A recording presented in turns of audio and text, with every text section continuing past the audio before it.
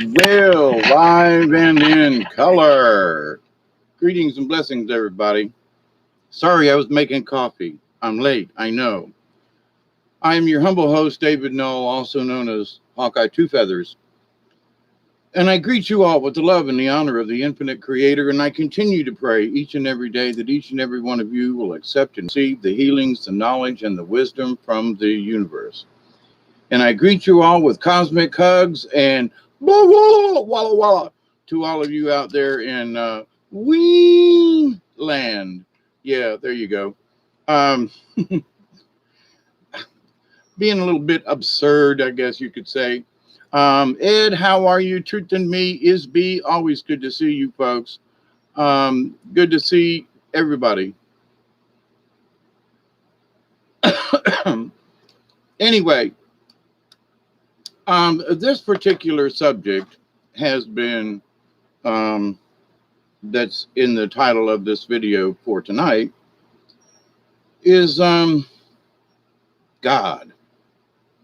gods, goddesses, or goddess, depending, creator, great spirit, um, who, you know, let's just kind of look at this topic of God because there are a lot of folks um, in the spiritualness of things want to become they want to learn to become their own god goddess thing. Now there are several channels and folks around. I'm not naming names. Now listen, let me make this perfectly clear. Everybody has their own opinion, all right? This is mine, but it's based upon a lot of other things, okay? Bible versus the Quran versus the this versus the that. And the Bhagavad Gita, for example, all three books.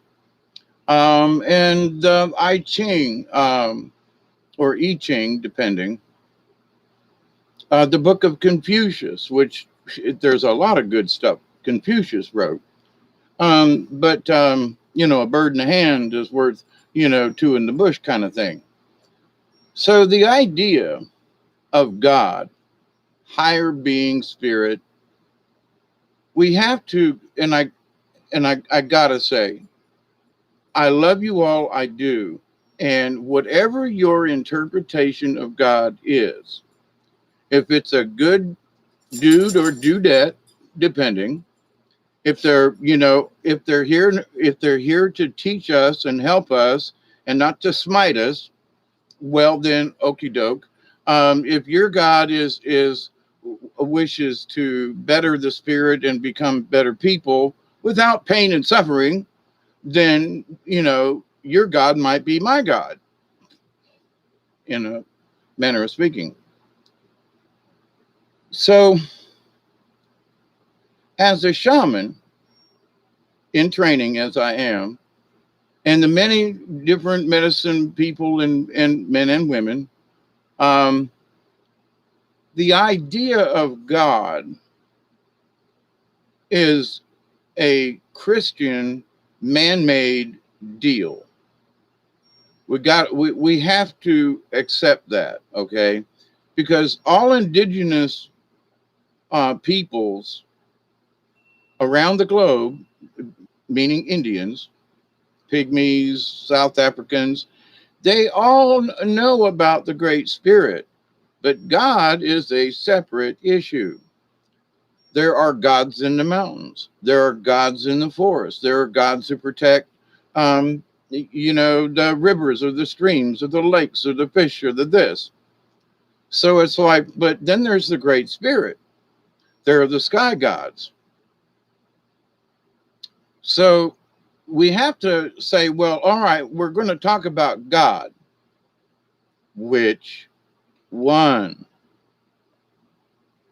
Now, I don't mean that to be negative or deliberate. Well, it is deliberate because I need to ask you, are we going to only speak about the Christian God?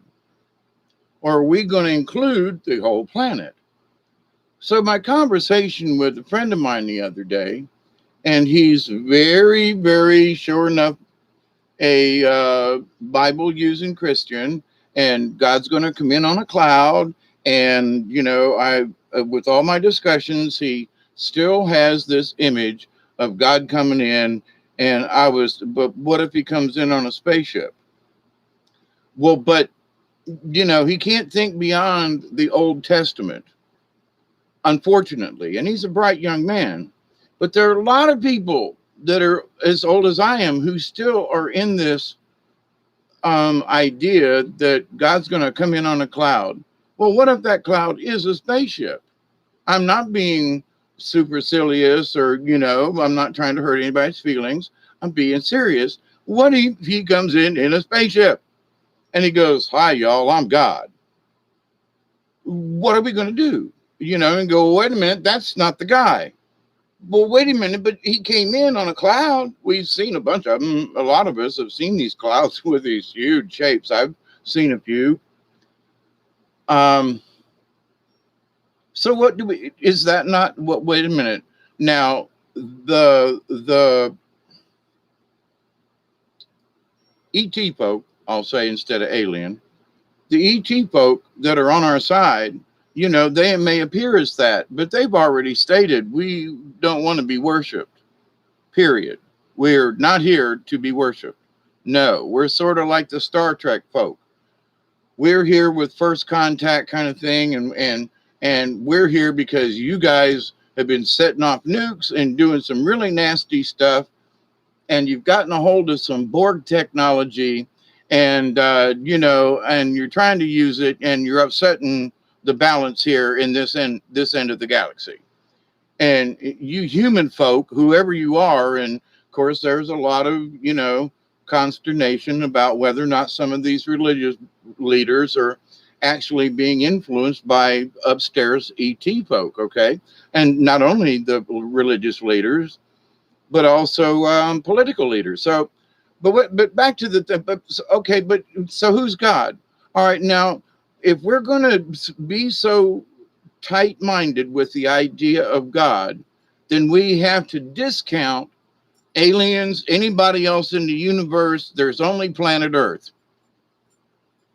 because we're the only people in this solar system and in this end of the galaxy that believe that.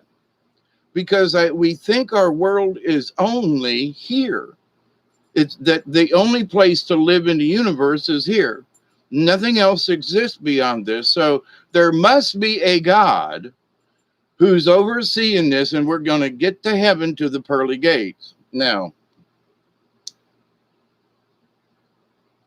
is it a dude in a chair with a white flowing beard and all that kind of stuff, who's sitting with ancients and or elders, depending on which Bible that you read?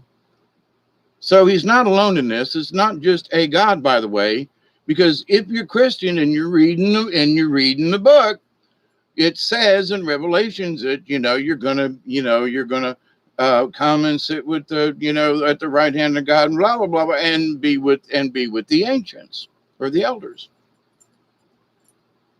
So there isn't but one God then, right? If he's sitting with elders and folk, well, now is the God an elder, or is the elders, in my book, elders are elders, like, so God's the chief, okay? And the elders are there to are they like co-creators or something? Now, this is the Christian Bible. It's in Revelations at the end. But the point about this is that, so our point of being, who is God? What is his or her function? And is it only the Christian version we look at? So as a shaman, you must look at all possibilities. Oh, wait a minute. So y'all know I was raised a Catholic, and I've been down that road, did that, all kind of stuff. And I got two Bibles sitting here. Here is one. It's Gideon's, about a 1986 printed version. The older the print, the better. But it is a King James version, and it's not accurate. So King James had a row with the church. Okay, so he took himself away from the Catholic Church and started the Church of England. So he rewrote the book. Okay, to King James version, and in it, he, because he was actually king of two nations, Scotland, I guess, to the north, and England, because of the way he was born and blah, blah, blah. Anyway, he was considered also God, okay? So in there where it says Lord God, he is the Lord in there.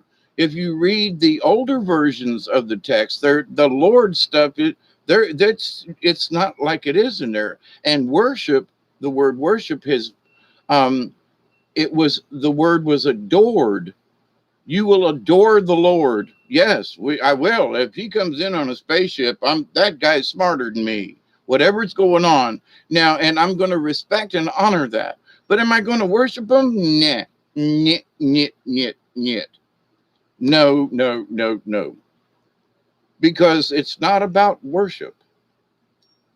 So now the Native American folk that I've talked with over the many years, it was always described to me as this, and for every powwow I ever went to for every grand entrance, there was always a Christian prayer and a prayer to Great Spirit, because, or the Creator, Great Spirit. So, and some consider the Great Spirit the spirit of us all, where Creator is actually the creator, even though they're sort of the same in a way, but not, but they get it, right? Creator means that you're creating, but the Great Spirit is the essence of us all. In that, and I'm going to use this reference, in that I have understood that God was just a local temporary position, if you will.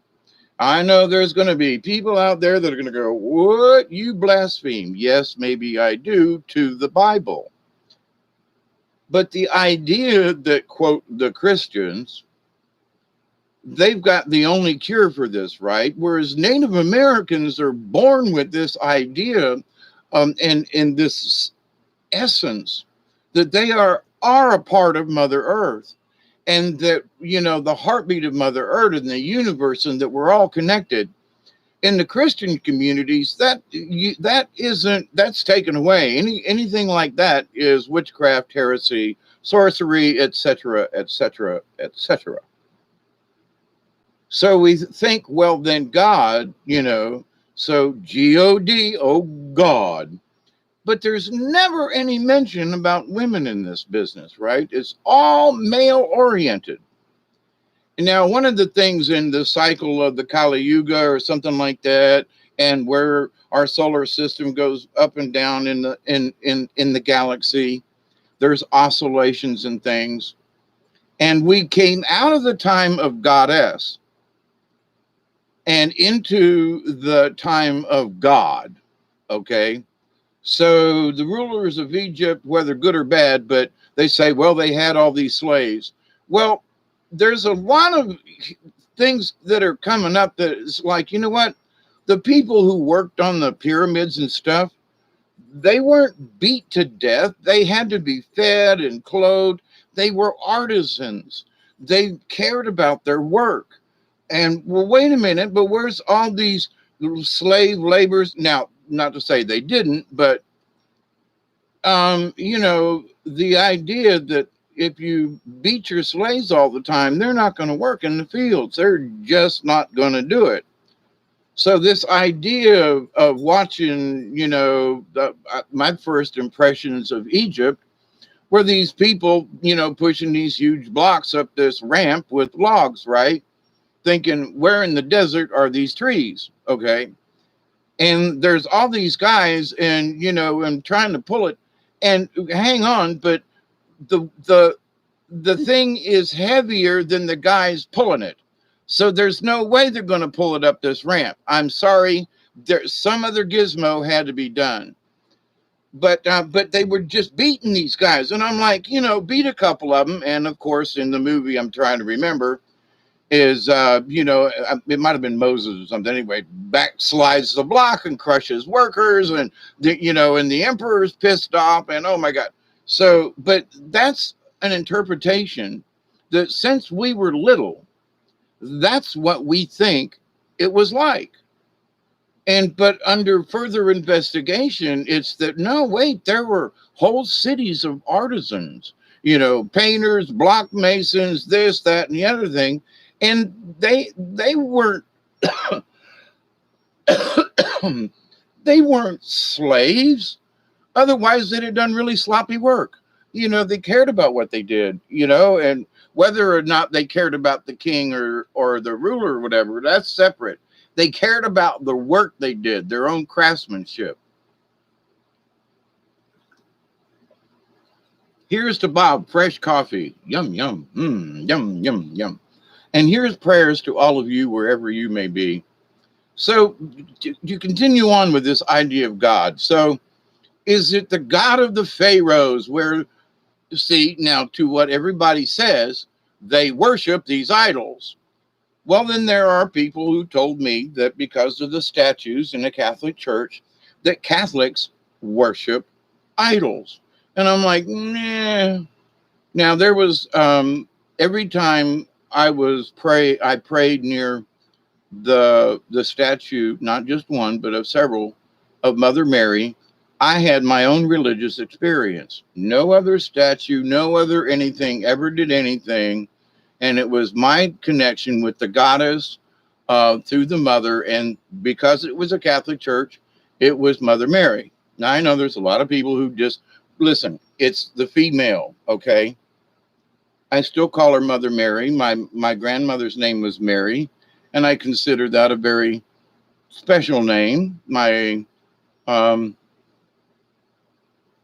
sister's, my niece, my youngest niece with my sister is, her name is Mary. So, I'm cool with it.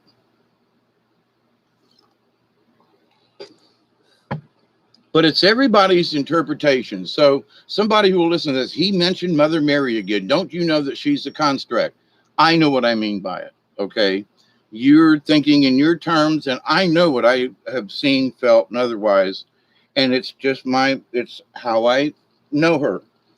So, having nothing to do really with the church. Okay. So, but this idea of God. So let's take this out of this realm. Now there's a different kind of God. Okay. Well, he's not necessarily the Christian God. He's the one from the Koran. Oh, wait a minute. Well, they got a God, but is it the same one? Well, now the Pope and the imams and them, they're trying to get together, and they've been discussing this. And I've been saying this ever since I was in grade school and at Most Holy Redeemer. It's all the same God, if you will. We all just are taught how to look at it separately, differently. But now to native folks, there is the God of the Bible, and then there's the Creator, the Great Spirit, who is above God. God is a subordinate. God is a minor creator and is sort of like he got this end of the galaxy, right? Him and the elders. But creator of the universe ain't got time for the small stuff. It's, so the creator, the great spirit within us all, has nothing to do with God. God's a construct. But we can all agree, regardless of what we want to call him or her or it, oh my God. I personally believe that God is an it. Neither male nor female. It's both. So it's an it. Okay. So God is an energy source combining of both energies, of all energies. even some bad ones, just got to say, because there's good and bad in the universe. That's part of the yin and yang of things.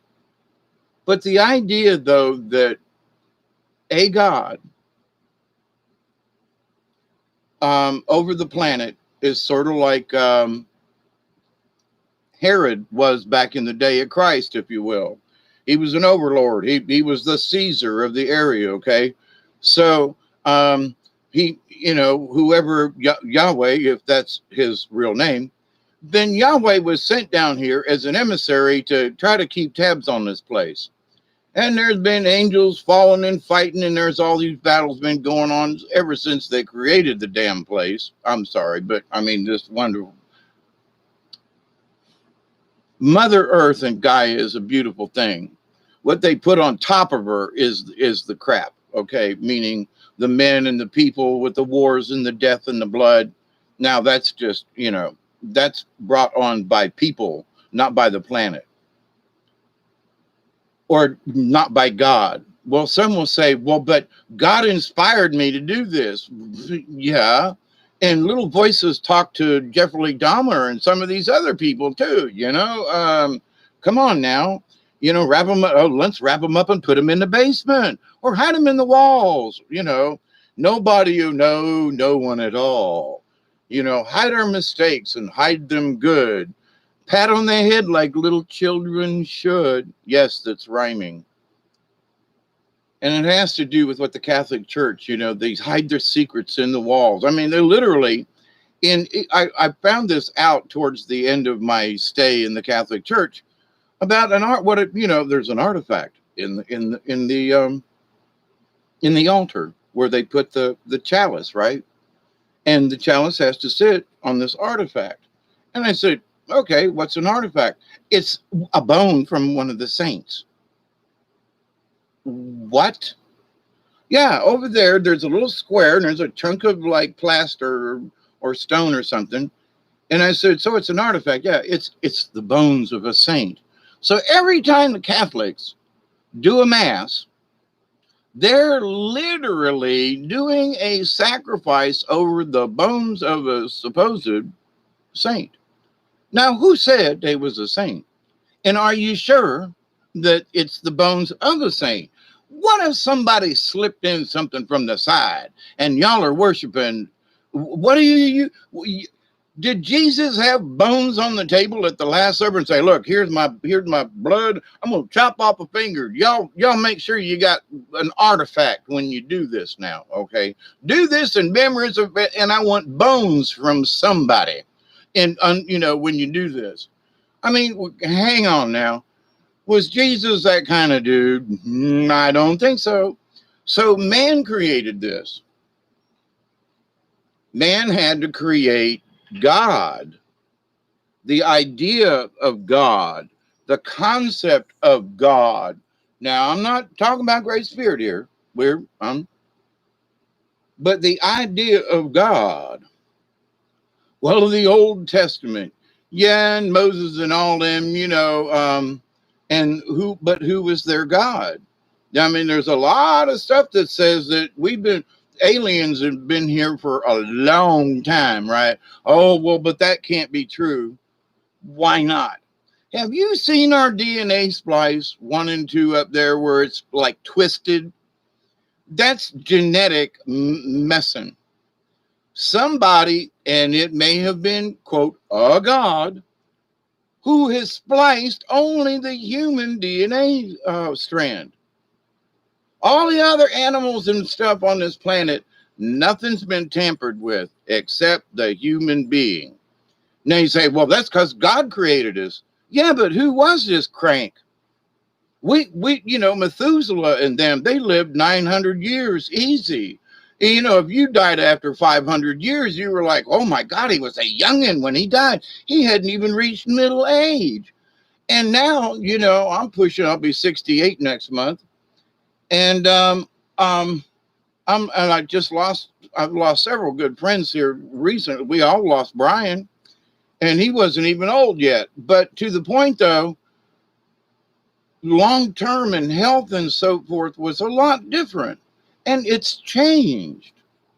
Who changed it? Who dinked with our DNA? Right? Was it God, or was it some bunch of folks? And we've seen enough pictures of UFOs. You think these UFOs that are appearing now? Well, some of them might be ours. That's true. But the ones that we haven't, that aren't ours, the ones there are pictures of on satellites and here and there and everywhere. I mean, I was watching NASA Live from the space station one night, and all of a sudden this humongous UFO come out of the dark and pop like that, and the feed went dead. I was like, oh my God, this thing is huge, before Trump was even elected. And I was like, well, wait a minute now. So these guys know whoever is popping up in outer space, oh, they've been covering it up. Oh, I mean, wait a minute now. I saw with my own two eyes at about 2 o'clock in the morning, was watching the live feed, the NASA live feed from the satellite. Doodly doo. Holy crap, what was that? So, but here's the thing. People that say they believe in UFOs don't believe that God could be in one of them. Now, he's going to ride on a cloud. Is he going to surf down? Is he going to parachute in? Is he going to have a hoverboard? Now, I'm not trying to be rude or kick somebody's religion. I'm not. Because it took me a long time to get out of the mode of what society has taught us about who this God entity, I'm not even going to say person, who this God entity is or may not even be. It's a construct. What do you mean? Somebody constructed this idea so we'd all get along, basically. Because if we believe in too many gods, like the Hindus or the Chinese or the Vietnamese, remember when those kids were caught in that cave and they had to go in with divers and all and get them out. They were afraid of upsetting the gods of the mountain. And the Vietnamese people are very strong about that. When they opened that tunnel over in near Cern, Switzerland, through that mountain a couple of years ago, and they all did that really creepy, weird dance and music and all that stuff because they were trying to appease the gods of the mountain or the demons or whatever. So now, and these are supposed to be Christian people, but boy, they believe in the gods in the mountains, and you guys just tunneled through, didn't bother to ask them or say if they'd like it or not. But so the idea, is the gods of the mountain. Well, it's the spirits of the forest. Well, are the spirits of the forest part of God then? Did God say, now is God just this one entity, or is God all of these things? Okay, but from whose point of view? I'm going to let you think about that. I'm going to turn the fan. It's hot and muggy down there in the south tonight. So just consider that. From whose perspective is God?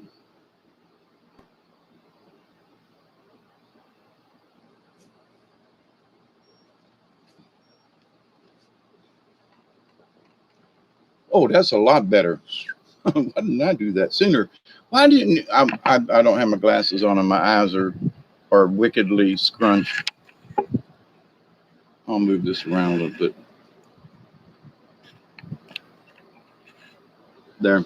I don't have to turn sideways. Oh, hi, everybody. I had the camera over here, so I wouldn't even look. I can't see the... Johan, how are you? Michelle, good to see you. Teresa, how are you? Truth in me. Maverick.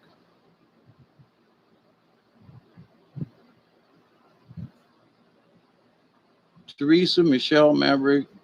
Barry, okay. Barry, Chad. The Brick, hi.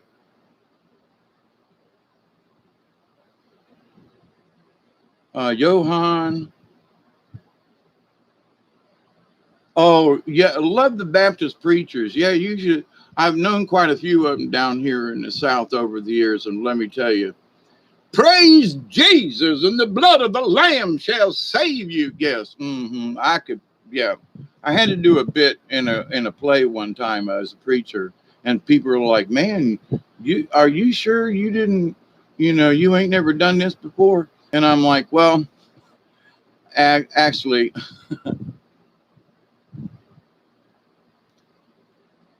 God is the point behind all love and light."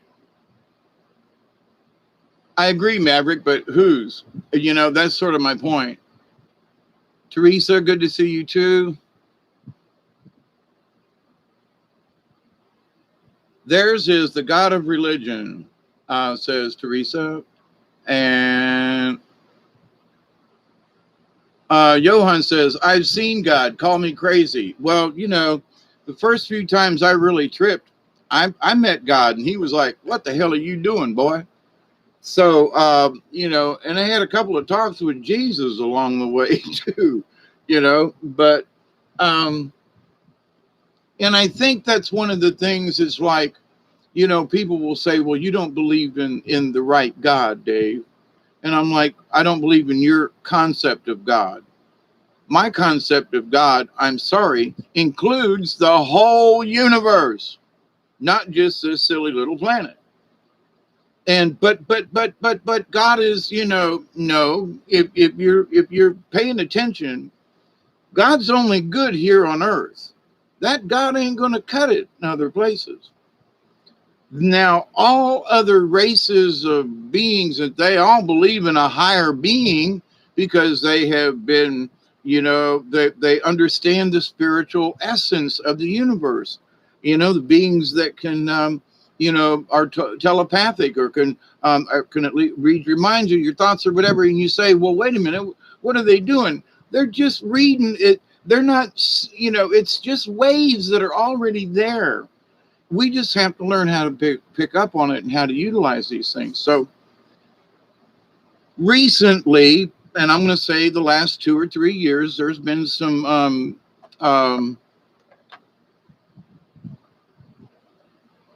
YouTube folks and alien folks and everything saying, and I understand this to a point, but we have to, let's consider, what do you consider a god or goddess? Okay. Now, there are folks who say that, I believe that each of us are made in the image and likeness of God or of the Creator, meaning we all have a spiritual essence.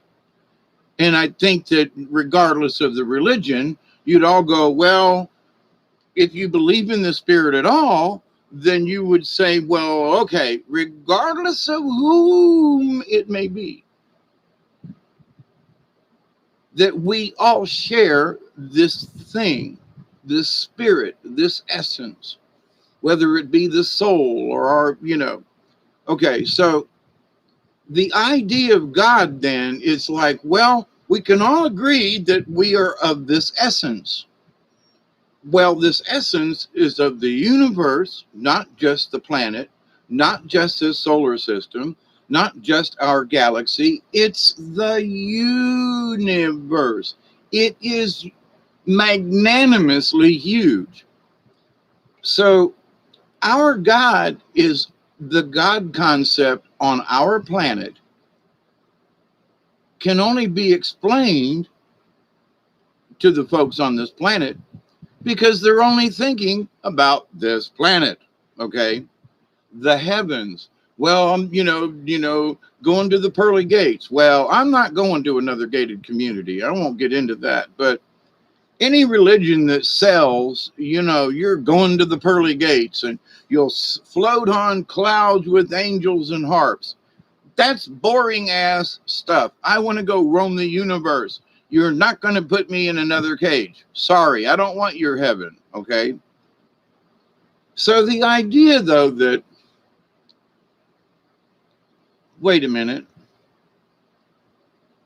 if, and there probably are, if there are people on Jupiter, what would their, quote, God look like? Do they have a God? Is their God the supreme being? Does he shoot thunderbolts out his fingertips? Is he like the Christian God? Or is he like, or is he blue with multiple arms like the Hindu God? Is he like this person over here? Is what, you know? Well, wait a minute now. There's some history that there are blue beings, and wait a minute, they have more than two appendages for arms. Well, wait a minute, you mean those are aliens? Yeah. And if you look at some of the things about Vishnu and some of those very old Sanskrit and some of the pictures and paintings and stuff on the wall, there are spaceships. So Vishnu was an alien. The older, I think, going back, they understood he come from the skies. They didn't really care how, but he did, the fact that he did. So he's from the skies. Now, did they understood a lot about astronomy back then and astrology, but astronomy. So the astronomy part of it, well, you know, we can see Jupiter and we can see Saturn, and some of them guys knew that Neptune and somebody's anus was out there in the universe besides just the big, large planets. So I don't know if it's Uranus or my anus, but you know, Uranus, that just sounds like somebody's peeing. So I never liked that anyway. But anyway, I thought Uranus all along was the right way to say it. You know, it was okay for 70 or 80 years until proper English come in and they said, no, it's Uranus.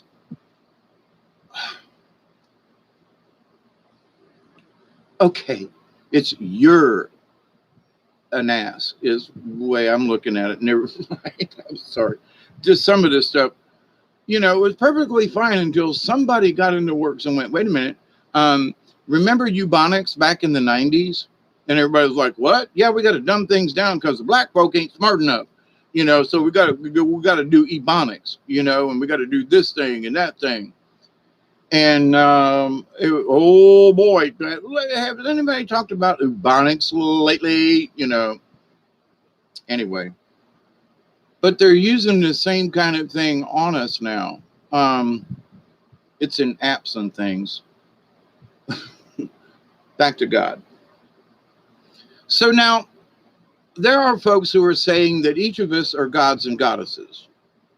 Now, I agree with that up to this point. The point is simple.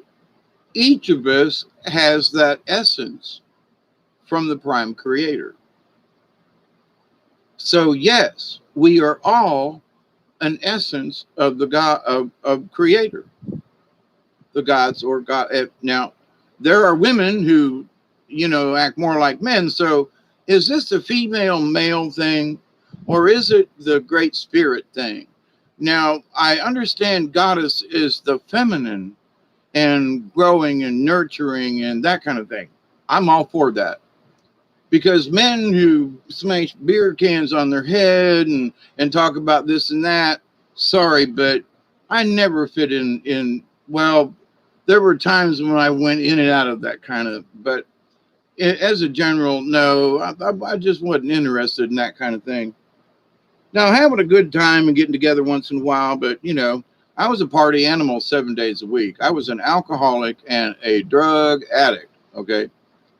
So, but along the line, I realized that, you know, Jesus had come down and had a seat with me and said, boy,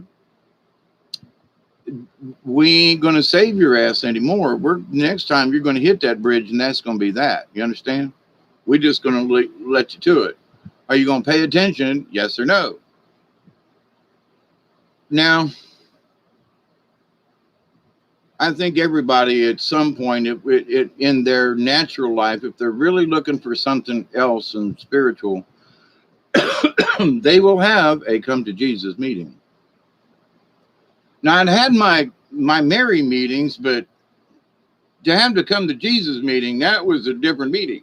That was a guy's perspective, if you will, rather than the female perspective. And so one has to say, well, wait a minute now, maybe I should have this and you know, a good kick in the butt by the coach, if you will. Okay, just simply put, come to Jesus meeting for me was the coach came in and sat down and looked me in the eye and go, you got to stop this shit. You have got to stop this. Or I give, that's it. But wait a minute, but we are given a free will, so choose, damn it. And then finger was pointed at me. Oh, okay. So decisions had to be made, but for myself. But in that, though, in the realization of who is God, if I think about the God in the Bible, I've got both of these Bibles out and was comparing the verses and reading some stuff, and I'm going, if we are made in the image and likeness of God, then why should we, this is the King James Version now, why should we worship the Lord? Because right now, that means that we are servants of the Lord. And if that's true, then what it says in the Bible in chapter 19 of Revelations, where the angel comes to John, and he says, and John falls down on his knees to worship him. And the angel says, nah, get up, because you are as I am, and you are like the prophets, and you are like the angels, and you are like, so the angel's telling John that, hey, we are alike. So, but was the angel God? No. But the angel was an angel. Let's make no mistake about that part. And the angel had his own angelic powers or whatever. And maybe he was just beamed down, Scotty. But to the point, though, regardless of what it was, John was like, oh, holy crap, man. But he said, no, get up. So if Spock showed up out of the, from, Star Trek, and I watched one here recently where they were observing this planet and the holographic imagery went down and the people could see them in the cave there watching them and all. Oh my God, they're gods. They've come from outer space. And Picard had to take them up to the Enterprise and go, nah, look, no, we're not gods. We're just a way smarter than you guys right now. That's all. You're still good people. You're on the right track, but we're just further along, and then we've got a better wheel than you guys. So, but the idea, though, that the first thing they wanted to do was like worship, and then there were those who would say, well, but who are these alien gods that want to control us and want to? So anybody from the sky is automatically, our human reaction is they want to do something to us somehow, versus coming down just to shake our hands and go, hi, how y'all doing? You got any grapes? I really love, you guys make some of the best wine here on this planet, and we can't get chocolate or coffee, and you have mocha coffee thingies. Oh my God, you mix chocolate and coffee. We can't get that anywhere. This is a really good stopover before we go to the next nebula. You know what I'm saying? So, but the idea, though, that if we are all gods and goddesses, does that mean that we are creators? Now, I did a video a couple of days ago about creativity, right? We are all creators. We create stuff all the time.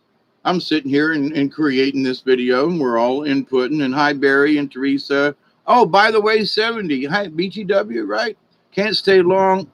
Love you, Cosmic Hugs.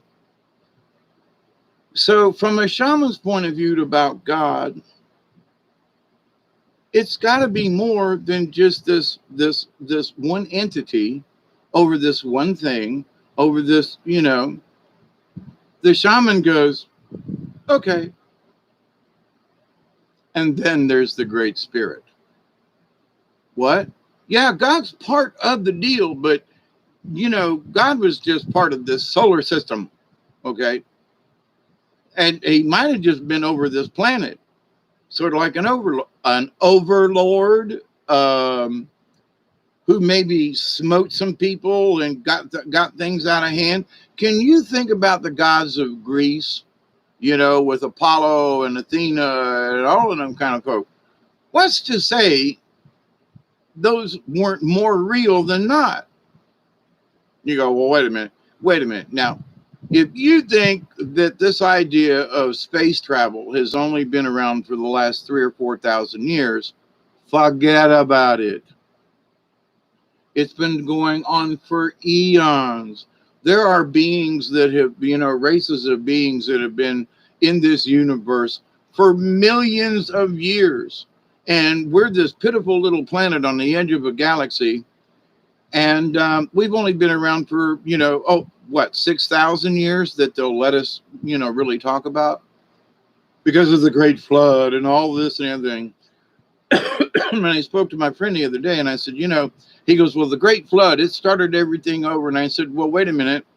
So if the Great Flood started everything over again, and then where did the Native American come from? Because he's red. There weren't any Indians on the ark with Noah. Well, what about the Chinese? They have a yellow skin. They're more brown. Yet, wasn't none of them in the ark with Noah. Well, but God, but hang on. Let me go. What about the black folk and the black skinned folks down in Africa who have been there longer than anybody else on the planet, other than the Aboriginals, who are brown, very brown skinned in and of themselves? But the Aboriginals know more about the planet and the earth than any of us. It's born into them like native peoples. Wait a minute, where does their God come into that? They respect all things. White Europeans, they only think about God in the temple and the thingy. And if you really understood who God was, or the Great Spirit, you would tear down those cathedrals. But now there was an interesting thing that Dante put out before his channel went down. And it was interesting that he spoke about a new cathedral over there in Russia or Slovakia or somewhere over there. And I love architecture like that, but at times I think it's like, why? And so his comment about that, it wasn't about church and it wasn't about God per se or the ceremony, but the cathedral with the high ceilings was to give you the sense of lifting your spirit up to the heavens. Well, now that's totally different. And a very interesting point of view. Well, there are the things in this and saints and all, but the idea of the structure and how tall and how it goes up with the domes. And I'm like, well, you know what? I can say I can buy into that. I get that. I can see that. But let's go back to God. But does it bring you closer to God? Well, it's up to you. And which one? Okay. So is it the Chinese? It's the Japanese? Is it, is it Celtic? Or wait a minute, whoa, we got to throw in, the Wiccans too, because, the Celts, they weren't all about, for what I have learned on my own about some of this stuff and people that I have met, a true Celt or Wiccan would not sacrifice a living thing. They might, quote, sacrifice a lamb because they're all going to have dinner later. Or, they're going to kill the old red rooster when, well, she'll be coming round mountain when she comes, when we'll kill the old red rooster when she comes. Oh my God, they're going to sacrifice a chicken for when she comes, who's coming around the mountain? Well, she'll be, but we'll all go out to greet her when she comes. Remember that song? So, but the idea though, but what is that discussing a sacrifice? Do we go too far with this stuff? Well, here's the story. Well, but it's a legend. Well, now legend is based on fact. Well, if legends are based on fact, then wait a minute, then you mean some of this shit might be true? Yeah. Oral traditions through Native Americans over centuries and millennia. And you go, wait a minute, these people believed this long before Jesus came, and long before the Europeans sailed across the ocean, long before they built cathedrals, these folks had it in the bag. They already knew about the Sky Brothers. They already knew about the Creator and the Great Spirit. And then all of a sudden, God comes along. Wait a minute. The planet knew about the Creator before the white people did. The Celts believed in Valhalla. I mean, not the Celts, but the Vikings and them folk, the Nordics,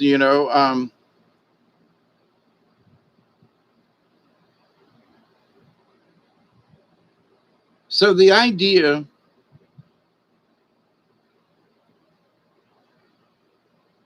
to indigenous people, God has its limits because he sits on a chair and on a throne in heaven.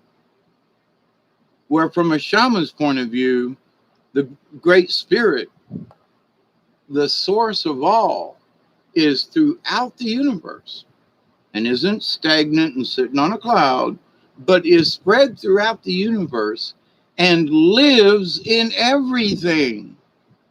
When was the last time you heard the Catholic Church, or any of them actually, discuss, well, don't blow up that mountain, we might be hurting planet Earth. What about the beings what about the fact that rock is living? And well, wait a minute. Well, what about the, oh, well, we don't care about that. And what about the things inside the planets we've not ever seen? What about the things that, oh, well, we're just going to tunnel here and there because we can do what we want. We're human beings, and, for thousands of years, about the only thing that was left on this planet and west of here, almost due west, is Kolomoki Mountains. So, they've left a couple of big tall mounds and Serpent Mound. And how did they know without being able to see it from the air? But anyway, so this concept of God. So when people say, well, we are all gods or goddesses, first off, let's say, from whose point of view? I'm just saying you got to establish a baseline. Well, I'm a god, I'm a goddess, I can create. Well, okay, you're a human being. Forget the god part. Can you draw a stick figure on a piece of paper you just created? So does that make you a god? Can you now go out and create a solar system? Can you create a new species of animal? Can you create a new plant? Now, to the point, there are people who are creating new species of animals. Does that make them gods? We've seen some of the stuff that's come out of these laboratories, and you got to I think to myself, what the hell were they thinking? They're growing an ear on the back of a mouse, and they got pigs and this and that. They're growing human. I could not do that. I'm sorry. I could not do that. So people are wired differently, but to be able to, grow an ear on a mouse and then transplant it onto somebody, or, okay, so let's put it in some goo and raise it in a petri dish. Well, they're already doing that with stem cells and this and that and the other thing. Okay. So are these people gods? They're humans tinkering with human stuff, right? Or natural stuff. But I think they're messing with it in an unnatural way, right? So the outcome's going to be a little strange, but we'll just leave it at that. No, there are those who would say, what about the platypus? Was God having an interesting day that day when he engineered that poor little thing, the platypus? Just saying. Maybe he got drunk the night before and had hiccup, and there was the platypus. I'm not trying to be rude, but we have to think about these things. He had a bump, and there was the platypus. So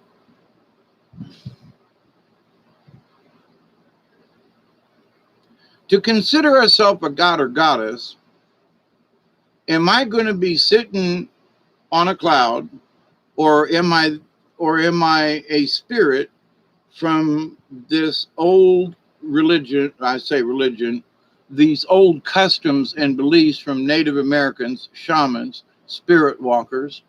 Am I going to believe in the creator as this energy that's in us all? Or am I going to believe that, it's Muhammad and he's the thing? Or am I going to believe it's since the Jews don't believe that the Christ came, they're still waiting on somebody. Who's it going to be?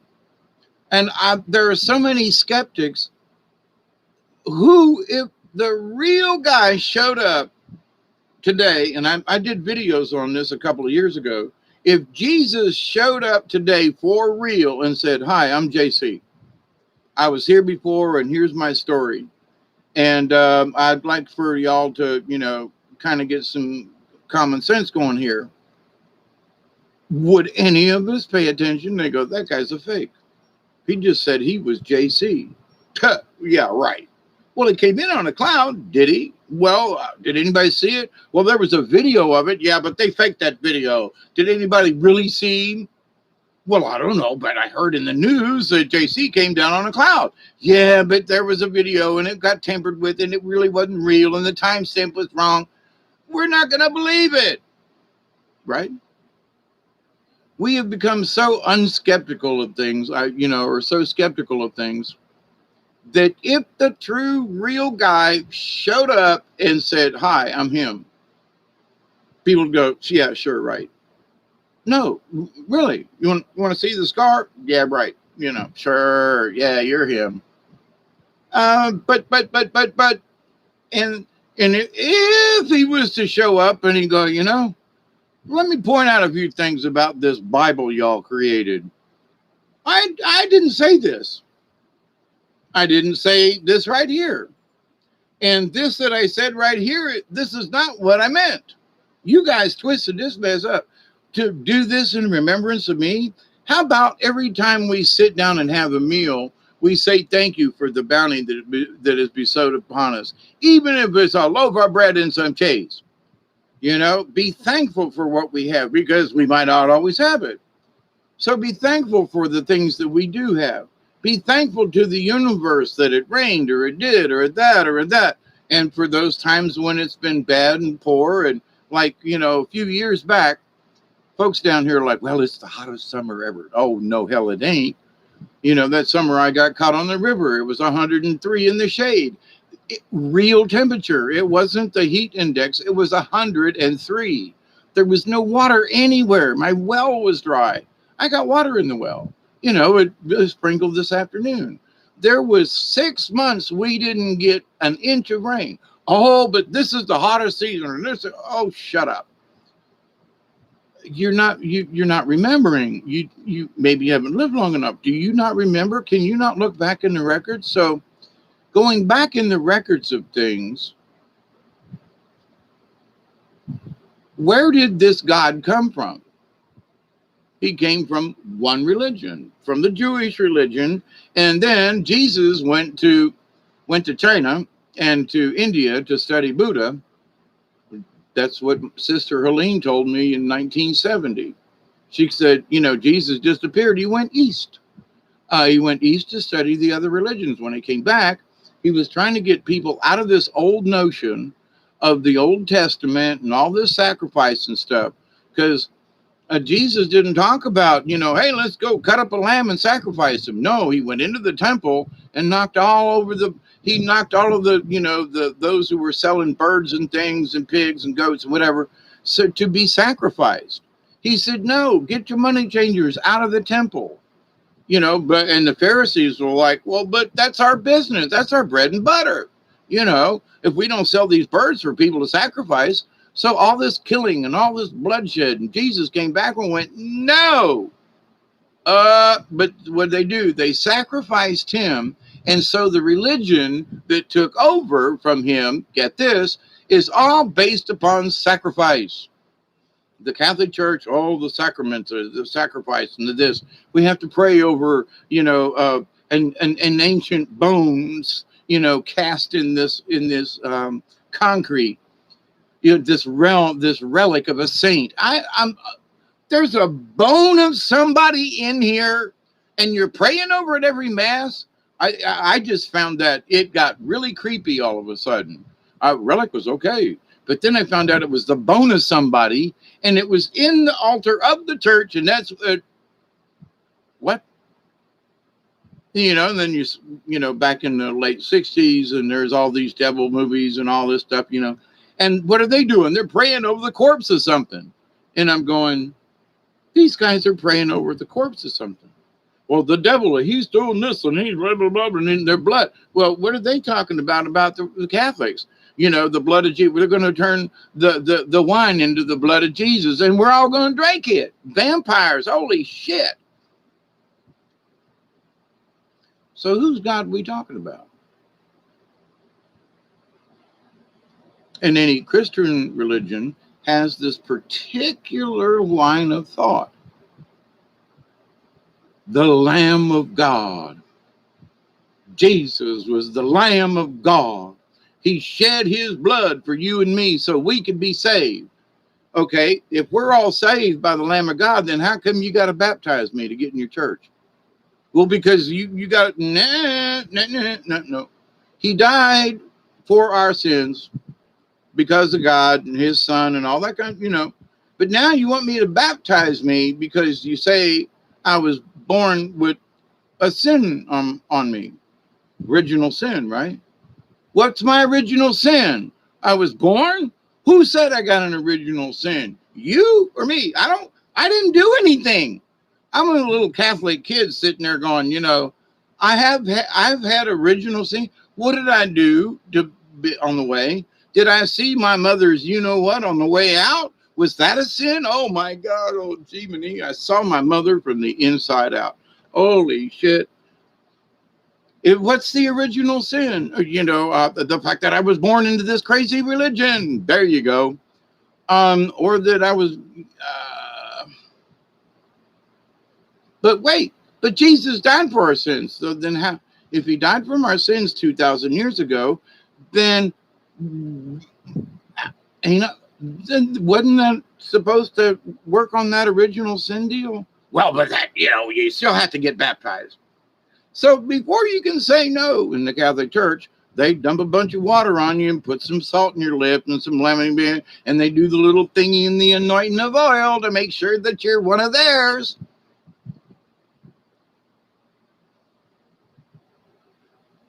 Is that what Jesus wanted? Is that what the idea of God is about? He's going to come back from the Old Testament. No, it's so ingrained into so many people. Now, I can't speak about Hindu religion like I can about the Christian religion or Buddhism or, but to the point, though, I know enough of the religions to see them with their there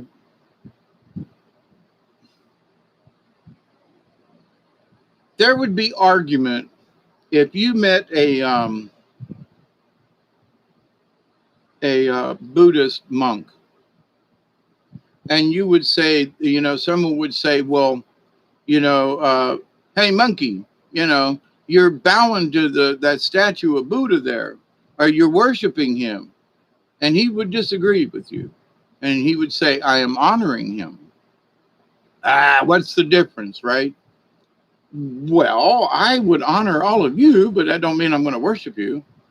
It's not a good idea to worship anything, to adore, to honor and respect. That's the ultimate. But to worship is just like throwing everything to the wind and going, okay,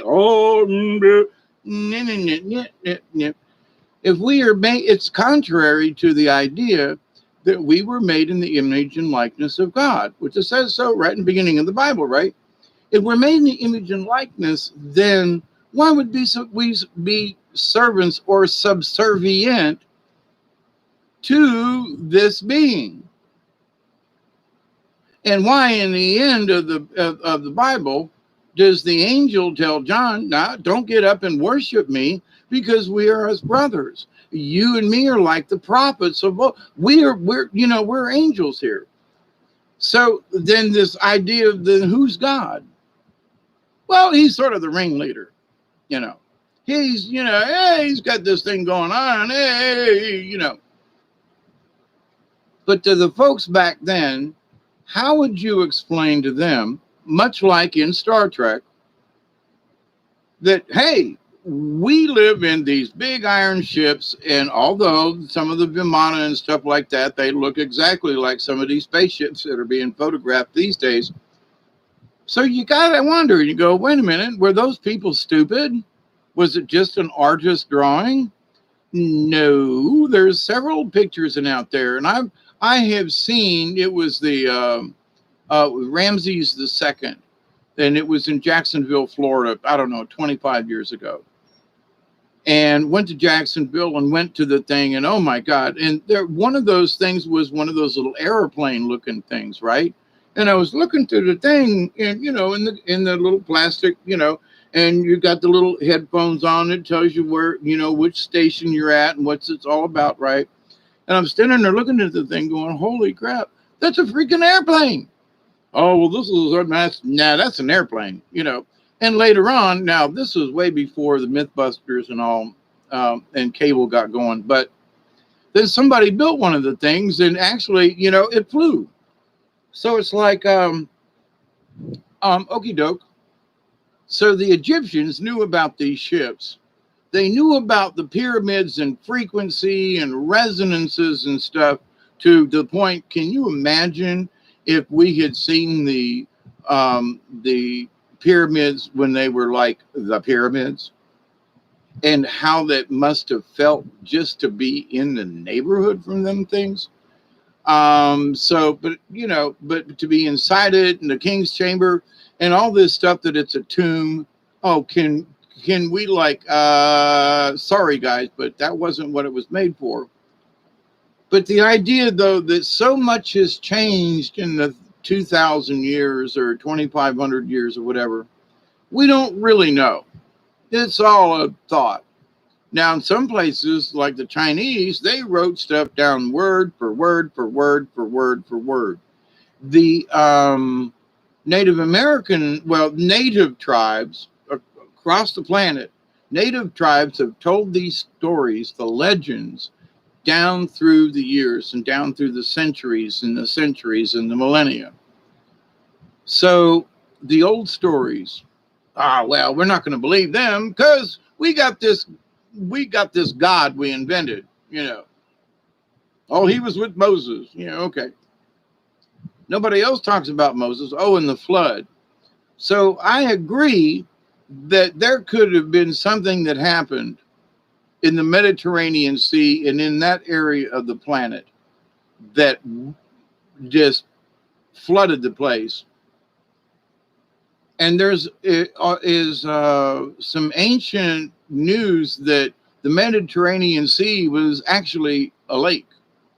And my brother, he used to sail the Med in the Navy, said, there are certain times when you can't go into the Mediterranean because the Atlantic is lower than the Med. So there's a shelf there at Gibraltar. And so it's like, and he was sailing on, a big frigate. I always wonder where they got the name frigate, it's like F-U too, but anyway. But he said there are times when, there are a bunch of ships that were waiting outside in the Atlantic for the tide to come up so they could go into the Med. What? Yeah, okay. So anyway, but there have been earth changes and things. The earth is expanding. It still is. So we got to go back 2,000 years. Now, nobody wants to talk about any of that stuff. Well, the earth and this or that. Oh, no, the whole planet was flooded. No, it wasn't. Because that part of the world, which is where these people, because they traveled with camels and stuff, that was their world. Me and the dog lived down here on these 18 acres. And to us, this is our world. But I've traveled to the West Coast. I have been on Mount Rainier, but to somebody down here in the South, I go, man, I was playing, throwing snowballs on the 4th of July. Yeah, sure you were. No, I was on a volcano. Yeah, yeah, yeah, sure, sure, sure. I was in, where were you? In Washington State, on Mount Rainier. But yeah, yeah, yeah. Until you go there, until you can see pictures of it. But well, I've been there and I came back and I got a picture and this and that. Yeah, sure, yeah, yeah. But when you experience it, then you go, "Wow, holy shit! That's a big ass mountain, and almost there's whoa, that's a waterfall." You know, what does God come into all this? Did God create all this?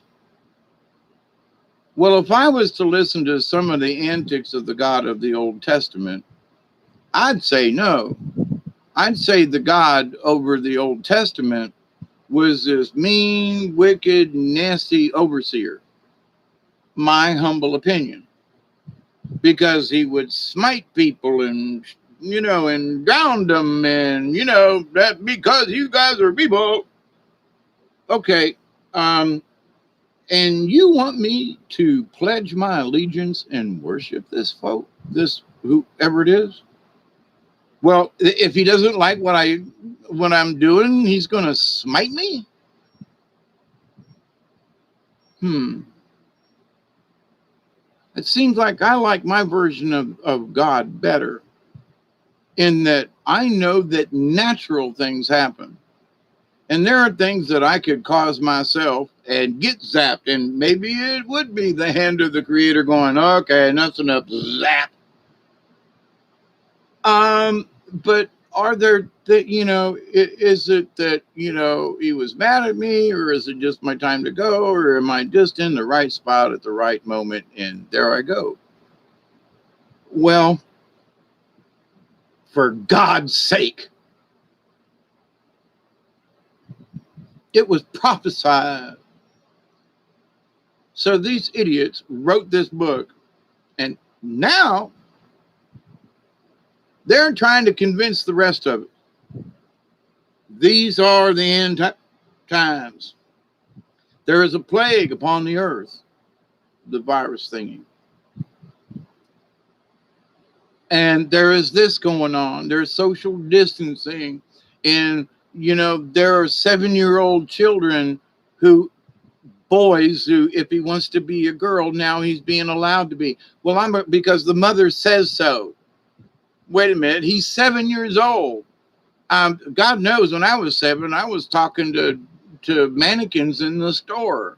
I was doing puppetry and stuff at the age of 6 and 7, and creating voices and things. And but so if they said, well, he's acting like a little girl, let's dress him up like one. Wait a minute, it's confusing enough to grow up, let alone folks on the other. Well, I think I think the world, we could say, where is our God now? So now that we're going to narrow down who we're going to be like. So I am godlike. I can manifest things. Okay, like what? Well, I can manifest a better tomorrow. Okay, what are you going to do? Well, I'm going to manifest it. How? Well, I'm going to use the energy from the universe, and I'm going to, are you going to say a prayer? You're going to do an incantation? You're going to do, the sign of the cross a bunch of times, and, you're going to throw some holy water on it, and what? What are you going to manifest? A better tomorrow. Well, okay. For whom? Well, for the planet. And I can manifest this, and we are all gods and goddesses. Okay. As the goddess, what would you do? Well, I don't know. Maybe I would have more flowers in the garden. Not a bad suggestion. Why don't you grow some herbs and things, and why don't you cultivate? Well, I think that the goddess and this and she was in charge of all the men, and she was in. Whoa, back up that bus just a little bit here. The goddess took the place of God. So wait a minute now, because all the females say, hang on, you had God for the last 2,500 years. Now we're going to be goddesses. What? Yeah, well, God's out. He's a male. No, we got to get rid of that son bitch. God is the goddess, and she is like, oh, so they're separate. Well, there's a male energy and there's a female. Okay, all right, I get that. Now, having this conversation with this person over here and having a conversation with this person over here, I do not understand what the two of these people are trying to tell me. You get what I'm saying? So wait. You're the female. Okay, I got you're the male guy. Yeah, okay, but can't creator have both at the same time? Does it have to be two separate entities? Now we say we give thanks to the goddess, the mother of things, and that just kind of goes without saying, all mothers. Now, I got to say this. There are some women who've never had children, don't like children, don't want children, who have this thing, and they are of the, persuasion, don't care. But where they cross the line with me is they throw, but I'm a female and it's the mother in us all. But you hate them. You don't want any children. You said, sew this thing up. I'm not doing that. What? But at the same time, you want to claim charge because you were born with boobs and a vagina, that somehow now you want to lay claim to that you're a goddess. But you act like a man, you dress like a man, you want to be a man, you would even have you use artificial things, but you're trying to tell me you are the goddess.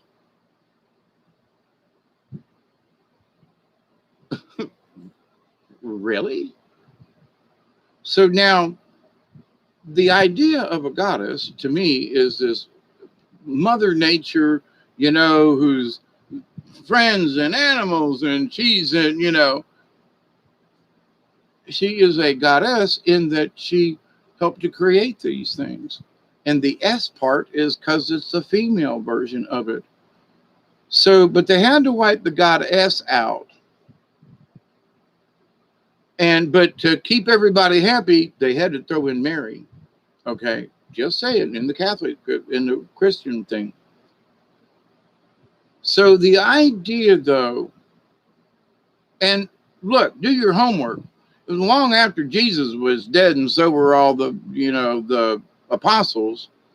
These guys got together and they came up with these rules, and that started the Catholic Church. That started the Christian Church. So if you say, well, no, that's not true. Oh, yes, it is. They got together all these writings and stuff, and I think one guy was copying from the other one, but so they created this thing called the Bible, because you have to wear a bib when you're drooling over what they put in the damn thing. But anyway, so the Word of God, and this and that, and then and then they got to put Paul in there, who was Saul and got knocked off his horse. Yeah, okay. And so everybody's like, Paul needs to get thrown out of the Bible. That's all there is to it. Many theologians, many priests, they were like, we ain't reading Paul. Although there are a few things to the Ephesians and a couple of them, there were some interesting things that he said. But some of this other stuff where women should only wear long clothes and dresses and all this, oh, go to hell. So,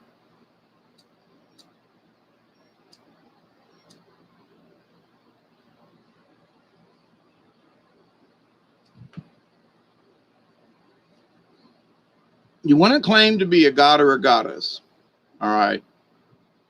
From where? From whose point of view? Where on the planet are you discussing?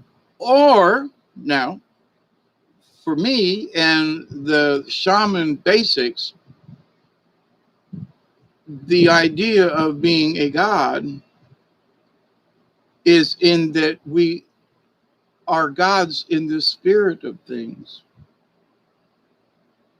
I can go outside. It'd be a little hard because it's been raining, and I could build a fire and burn down the shed if I really wanted to. Is that manifesting something? I can't sit here yet and form a plasma ball in my hand that you can see or that I can see. I have tried. I can feel the energy between my hands, and I understand the concept. I understand that I might be closer than I think. But what would I do with this energy ball after I create it? I don't know. Well, but I want to create it. Okay. So you want to be a god and you want to, or a goddess, and you want to manifest something. What? I don't know. Okay. You're a god. Now, what are you going to manifest? What are you going to create? Now, there are folks who are creating things out there who are helping people all the time. And I don't know whether or not they ascribe to this idea that they are a god and that they are creating this thing because they are a god. Now, I have met a lot of artistic people, artists and folks over the years, machinists and auto repair, the artists of all different persuasions. There are guys that can't read and write but can fix an automobile. There are guys that can think in terms of, mathematics, like several people I know that can't change a tire, who get lost going to the store. I know a few of these people. Smart? Yes. Can they do practical things? No. Does that make them stupid? No. It makes them different than the rest of us. So is the guy that's got all the mathematics in his head, is he God? He can't change a tire or unstuck a commode. But this guy over here that, made it through 10th grade, he can fix your car, do your plumbing, and put a new screen door on your back, in an afternoon's time. And so who's smarter?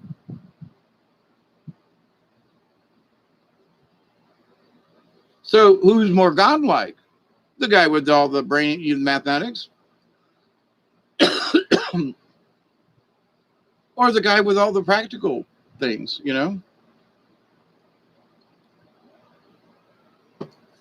I have known some women engineers who are really good at engineering. They were practical. They were, they were succinct. They were good with their drawings. And there are men who make excellent cooks, bakers, but couldn't draw a line and couldn't engineer anything, but they can bake like a mofo. You know what I mean? So are they gods?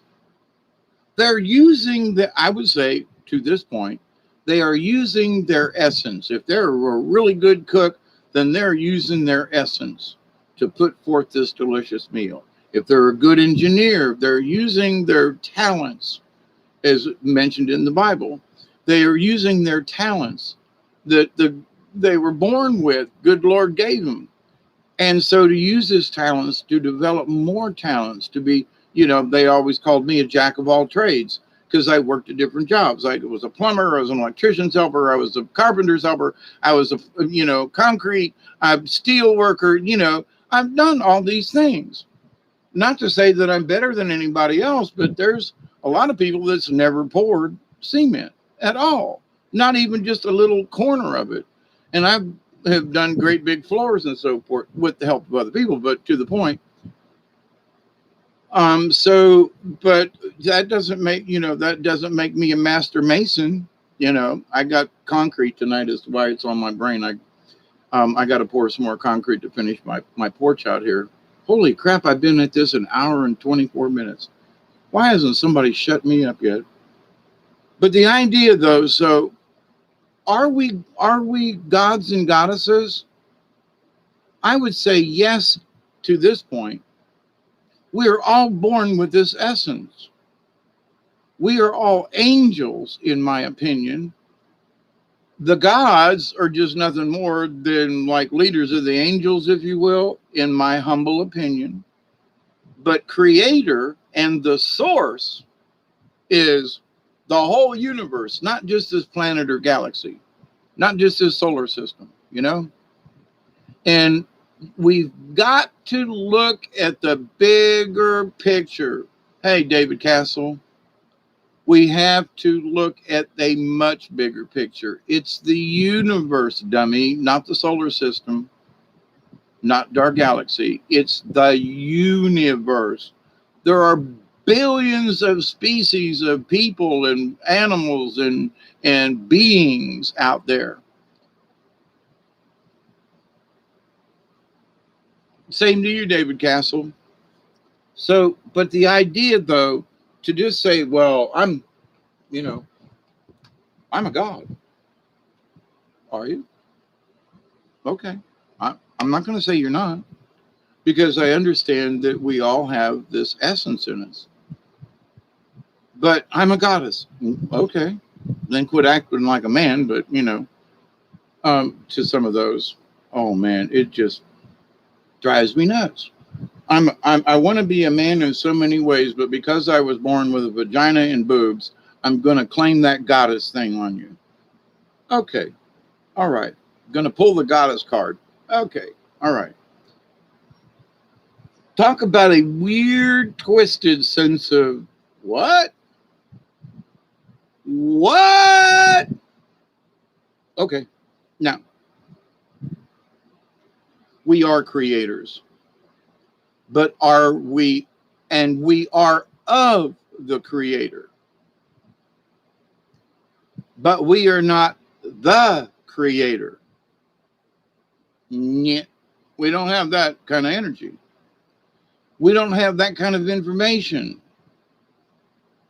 We are tiny little children on this planet trying to learn a lesson. And for those folks who would turn this, I am a god or goddess, into this, oh, look at me, I'm special. Well, okay. Or you could quietly understand from a shaman's point of view, from a universe of planets and galaxies, not just the solar system, that we are of the creator and that we share the creator. We share energy with the source of all things. Most of us agree that when we pass away, we have changed, we have our souls go on to a higher plane, or we've passed over, like we believe Brian has. How he got there, what it looks like when he got there, is from our own opinion. It's from our own point of view. Well, one person said, I saw a burst of light. Another person says, I saw this. Another person says, I saw that. But we all saw that he had made it. That's the key here, right? Doesn't matter what it looked like, because it's of our perception. So there are people who talk about the Orion constellation. You leave this solar system, leave planet Earth, and Orion ain't going to look like Orion from someplace else. The three stars and the thingy, as soon as you leave. So here you've got the stars and what's supposed to be his arm. Okay. I know there's only three stars. I got 4 fingers. We'll pull one down. But so up in the universe, there's this position. But as you leave, what's going to happen? Our perspective is going to change, because now those 3 stars are going to be sideways, and we might see something over here, and we might see this part over here. It ain't going to look like Orion. Is it still the same set of stars in the galaxy, in the universe? Yes. Are they still spaced the same, however many light years apart they are? Yeah. They're not like sitting close together. These things, are a long way apart.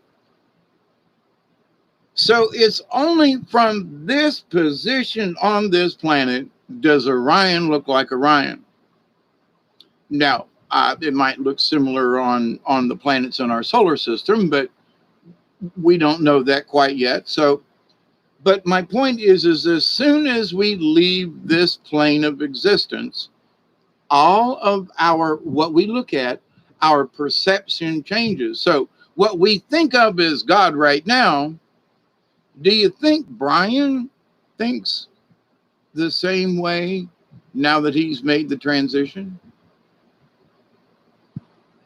Do you think his concept of God is the same now?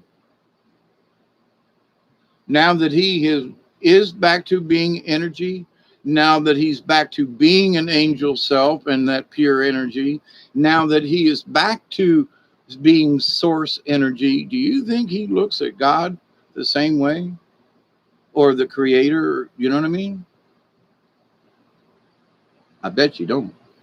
I bet you, because of the transition, he understands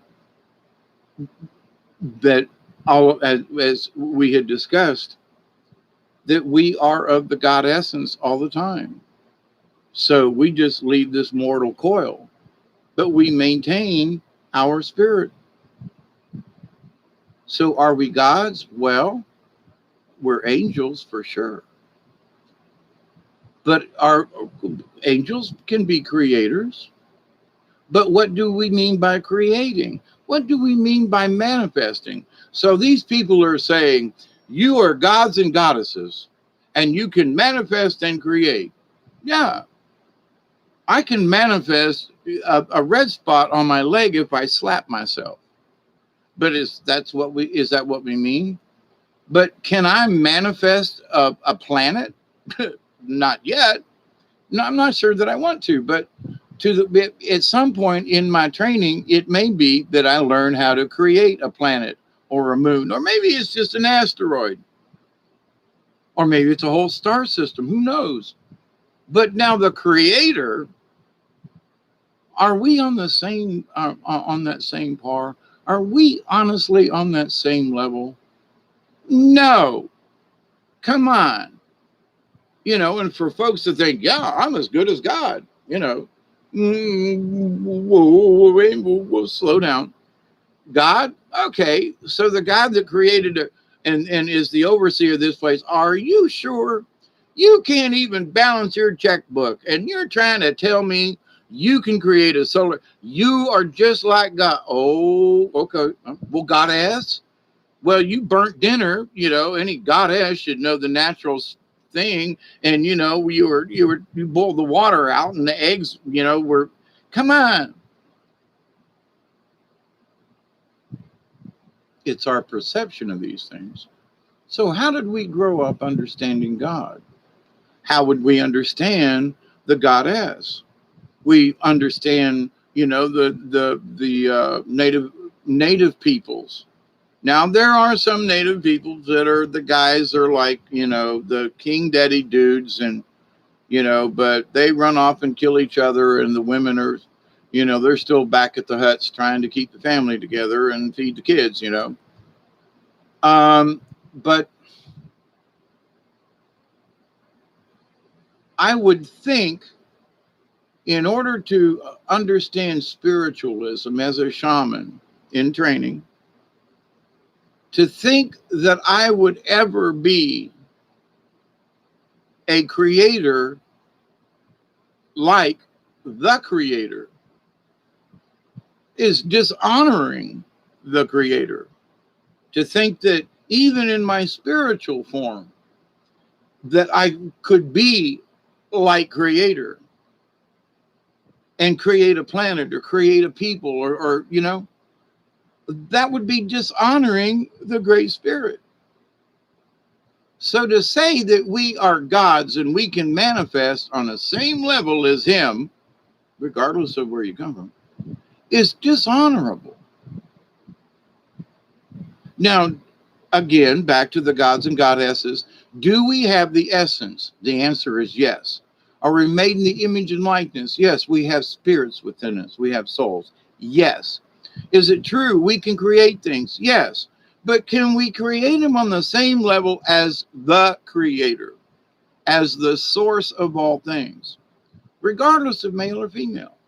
And the answer is quite frankly, no. I don't want to create a universe.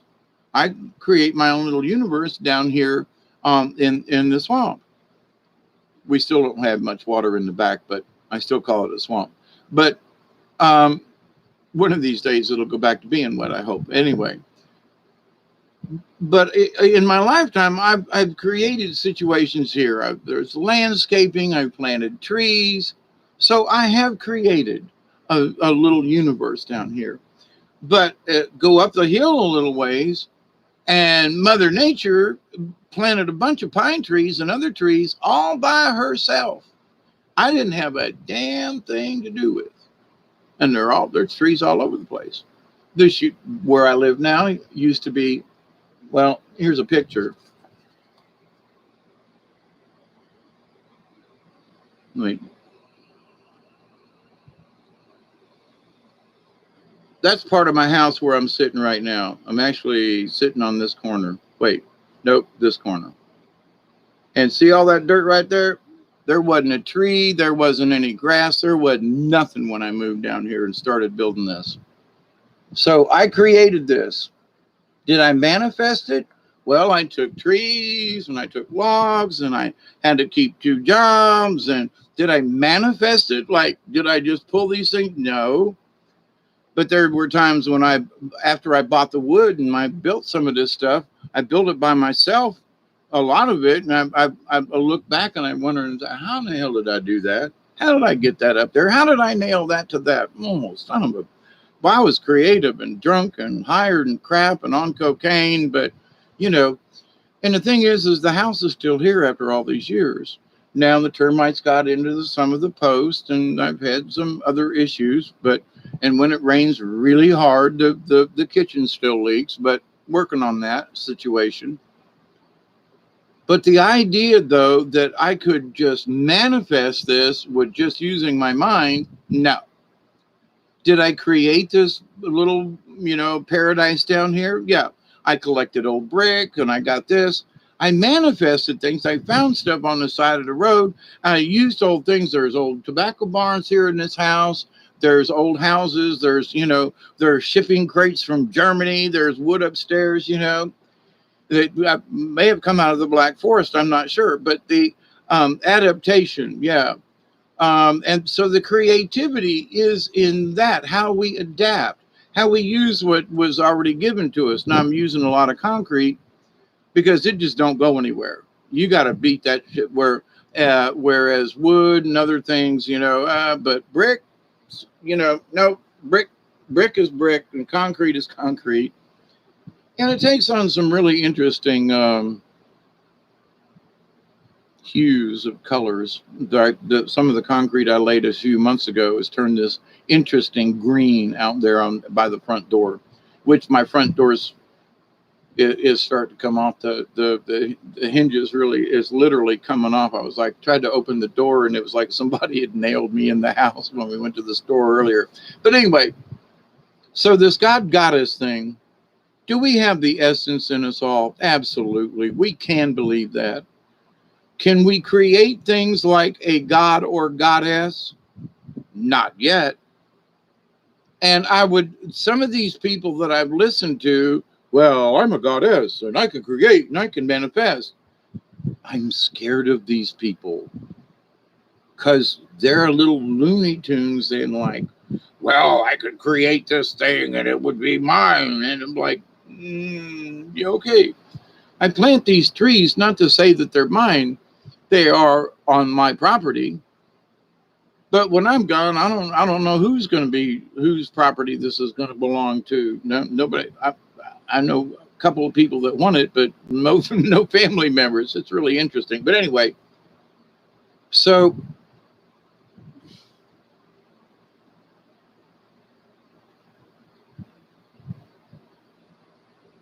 the idea first, what God are we talking about? Big G, little g, Christian, Orthodox, who are we talking about? Second, why would you claim to have the same, quote, powers as God? We're mere mortals with only the God essence. So now we can believe that we're angels and the essence of God, if you will. But that's really limiting. I mean, you know, and they're all going to herd us into the pearly gates, mind you. So, but other religions and other forms of thinking, like Native Americans, it's not a religion, it's a belief. They know the great creator exists because they look at Mother Nature. They know from the stars and the things that there is a great creator, the great spirit. God, on the other hand, he's, you know, lower in rank. He's like a lieutenant colonel, you know, in the grand scheme of things. And when you read Revelations about him sitting on a throne with the elders, I kind of scratch my head and go, maybe he's just an admiral. This is just part of his the galaxy. He ain't really the creator, which is what a lot of native tribes think. They will go and say a prayer, your Christian or whatever prayer, and believe it and be honest. But then their prayers go to the great spirit, to the creator of even God.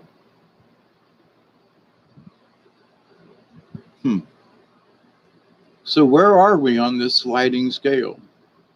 So be wary if somebody says, you know, I'm a god and a goddess. Go, okay, what kind? Well, I'm a, what? Are you a Christian god, or are you a Muslim god? Are you a Hindu god? What kind of god are you? And if you're talking about God, see, here's the thing. As a shaman, God isn't in the equation because God's a minor deity. You're limiting yourself just to the planet. So as a shaman, you say God. Well, now I have to listen to people who talk about God when I know in their hearts they're talking about the creator. But then they keep throwing the Bible back at me and I'm going, you know, you got to think bigger. What do you mean, the Bible, and God's going to come back in on a cloud? You got to think bigger than this, my friend. God's, you know, your idea of God, there's the great spirit. Well, are you telling me that, yeah, oh, zip it, Dave. Got to be quiet. Because this is a holy person. He believes in truth and justice. He believes in heaven. Now, why am I going to argue with this person over his perception and definition of God when it took me 68 years to get here and he's only in his 30s? So he's got a few more years to understand, but he's trying. So, but can I say, well, you're wrong. Your God doesn't exist. You're wrong. Your concept of God is wrong. When all of these other good things emanate from this person because of his belief in God, we have to be wise about it. So what did I do? I shut my big mouth and let him finish. And when at the end, I said, well, good, that's what you believe. And I left it at that. I didn't try to explain any more about what my reality of this great spirit and the thingy, because that would have just pissed him off. He's a good person. He follows these things, but his perception of God is limited to just the pearly gates. Do I still pray? Yes. I pray every day that he will see beyond the construct. He sees the construct of everything else except religion. So God, but he has to have something to believe in. So the Bible is something he can grab onto. I have family members that believe this too. They grab onto the Bible and they talk about Jesus and they talk about God, but their perception of God is only what white European folk talk about. So it's a limited point of view of God. And so, are we gods and goddesses? If you want to believe it, it's up to you. But I want you to state to me which one. Now, if I say I am a spirit of the creator, I am a part of creation, that's a true fact. I am the spirit of I have the spirit of Mother Nature in me. That's a true fact. Because I'm made of molecules like Mother Nature, like the nature of things. Do we have to worship anything? No. That's a big flat no. It's worship, whore, adore, remember, honor, of all things, honor, respect, honor the creator. Thank you. Honor the universe for just allowing this planet not to get hit by another asteroid or something, you know, or a comet or thing, you know. Honor the universe. There's somebody up there listening, and we say thank you for keeping them bad guys from blowing up this planet because their plan failed. Thank you to the good folks with the Christus, the Christ in us, the Christ consciousness, that idea of we can be better people, be the frequency we want to be. Is that godlike? Is that being a goddess? Or is that just being naturally spiritual?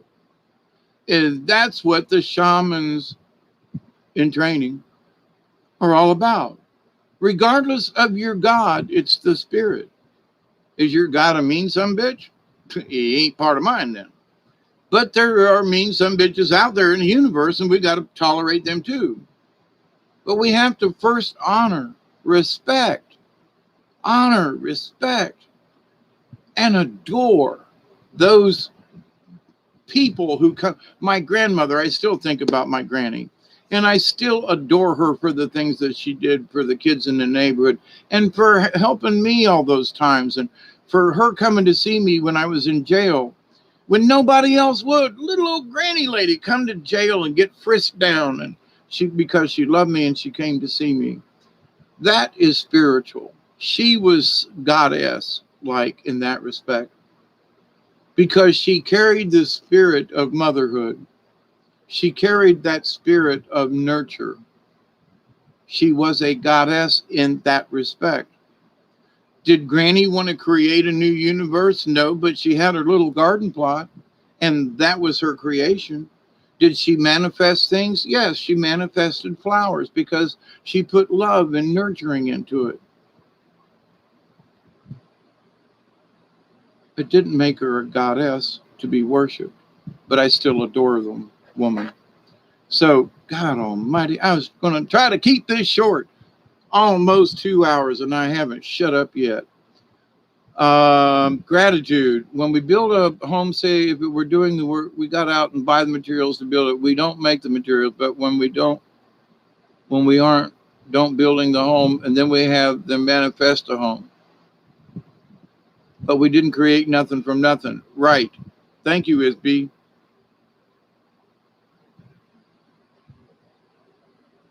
Aurora, how are you?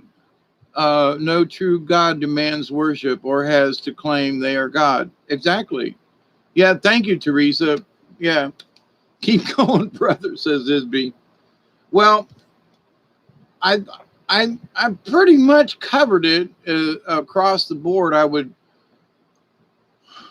probably be repeating myself horrendously, and I try my best not to beat a dead horse.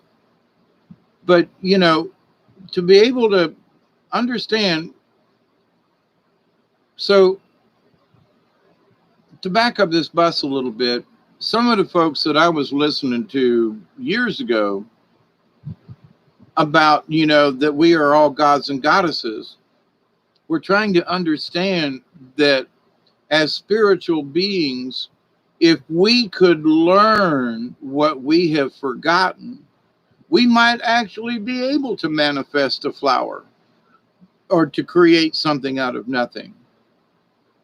But this idea that we could create a whole, some of these folks, oh my God, they scare me. Right, Teresa? They scare me with some of this stuff about, you know, they're manifesting. And it's like, okay, now I've grown trees on my property that after 30 years, I could cut these, and some of them have to be cut down, unfortunately. But I've got some pine trees that got to come down. And if I was a younger man, I would build a small tiny home In fact, I've offered, listen, I got trees that must come down. We got to we'll take the trees down, debark them, and there's enough wood here, you can build a small house. You know, no takers. But that's how I built mine. I mean, there's, there's a telephone pole there, and there's one there, and there were trees here on the property, but the termites got into them, so I had to replace them with telephone poles. Anyway, and yes, I treated the trees. Yes, I did. But anyway, the termites are nasty. Oh my God. This wall right here, they crawled up to the second story, and I was hanging a picture on the wall, and my hand went right through the wall. They had literally eaten. There was nothing but the front of the board showing on the inside. It was like paper thin, and the rest of it, my hand went right into the insulation. Yeah, I still have to replace a couple of boards up there, but yeah, the insulation is keeping it up, and the picture hides the wall. And I got to finish work in there before I can get over here to finish this, which is going to be my kitchen eventually, if I live that long. But it's taken forever is the reason I say that. But, you know, up to this point, you know, it keeps the rain out mostly. I do have a roof leak, but could I manifest? There have been times when I was sitting here. Oh, and by the way, my computer's hosed. That little one I had, it's hosed. Nope. It's not going to be reclaimed. It turns on and everything, but the rain got into the keyboard thingy, and when you hit the O, the P comes up. And when you hit the P, the O comes up. And when you hit the T, the R comes up. It don't want to talk right. So anyway, it's sitting over there, and but it lasted me 5 years, so I can't really complain. It's been a good little old Chromebook. But anyway, but my manifesting, you know, I've sat here and was like, you know, please don't rain on my stuff. Please don't flood the. And there are times when I think my prayers have actually held the water back. Hi, slightly slanted. How are you? But, you know, could I actually manifest anything? No. I went out and did a rain dance one, and it rained here at the house for about 20 minutes a couple of years ago, and there wasn't another rain cloud anywhere else. Now, I may have manifested that. I call it a fluke of nature, but man, I was like 10 minutes of rain, and that's about all we got. But it was 10 minutes of rain. It was like, I was like, oh my God, it rained. But I danced and I drummed, and I was like, really, please rain. Just, you know, but I was hoping for the whole South Georgia, Southwest Georgia anyway. But it rained right in like a mile radius. It was really, really odd. Not another cloud in the sky. So I can't say that we can't do this. There are people who can call in spaceships and clouds and stuff. But here's the thing. I also believe this. They've got help. Now, I don't mean that in a negative way. I'm just saying they got help. If there was a cloud that formed over me, I had help. Now, my intentions and my dance and my prayer might have been so overwhelming that my helpers upstairs said, look at him dance. That some bitch is serious. Let's give him a little shower and make him happy. You know? Because it was that odd. And it made me a believer in, but the thing is I've been outside before going, we need rain, and it not rain. So, but my prayers still go out there. So if it doesn't rain right away, or I haven't manifested a snowstorm or something, or the temperature is above, you know, is 101 in the shade, you know, not feels like, but is, you know, that's warm for down here. You know, nothing for the desert, but in all things, we have to have patience. So some of these people who claim they're gods and goddesses have no patience. They're already headed for the 5th and 6th dimension. None of them are going to stop at the 4th dimension and learn how to swim. Nobody's going to learn the basics of this manifesting stuff. Nope, they got their minds made up. They're going on straight to the 5th and on to the 6th. And they're going to go from kindergarten to college in one fell swoop. Bullshit. Got to call it like I see it. The angels are saying, sorry, it don't work that way. We have to go through these different steps. It's important that we go through these steps. We want to hang out in fourth dimension a little while so we get the feeling and slough off this third dimension. We want to go to fourth and hang out a while, get our feet wet, find out what it's like to be in another dimension during this reality. But at the same time, to be able to think that there's another dimension beyond the fourth, we're gonna have to get used to four first. And these folks that just say we're gonna go to fifth and then we'll jump right on to sixth, bullshit. It don't work that way. A tree, an oak tree, comes from an acorn. True. But you don't plant the acorn and get a 50-foot tree overnight. So people are looking at, I'm an acorn, but I'm going to become a tree. Watch this. Oh, no, you ain't. You must become a sapling. You must grow leaves and understand what it's like to do the photosynthesis. You must go through winter so that you understand what being dormant is if you're an oak tree. And you must understand, you must go through a couple of seasons in order to understand. So, oh no, we're going right on to the fifth, and we're on sixth dimension, and I can see it. And then we're going to go on to the seventh, eighth. We're going to be in the ninth dimension before you know it. You folks must really not understand at all about this other dimensional thing, right? You're going to get into this thing where spatial thing is and this and that. If you've never tripped on mushrooms and you think you're going to just fly into this fifth, sixth, seventh dimension stuff and without training, you're going to be there going, what? So we have to be careful. We must be loving and understanding with some of these folks. And we need to smile and go, okay. Because, and I say, I will continue to pray for you. I will continue to pray that you will see, you will accept and receive the knowledge, the healing, and the wisdom from the universe. Because wisdom says acorns, true, are tiny little oak trees. But can this acorn become a tree overnight? No. It must go through its transitions. It must become a sapling. First it's got to pop its little head out, That's fourth dimension. We have just popped out of our seed and we're looking around going, holy crap, look at this, And then the rains come, and then the droughts come, and then the sun don't shine, and then it gets cold and there's snow, depending on where you live. And so as a sapling, you're going, it's cold, but I got to live through this. I got to. We learn, we nurture, we get accustomed to. Ooh, it's hot today, or oh, it's cold and it's wintertime, and I shed my leaves, and I go into dormancy.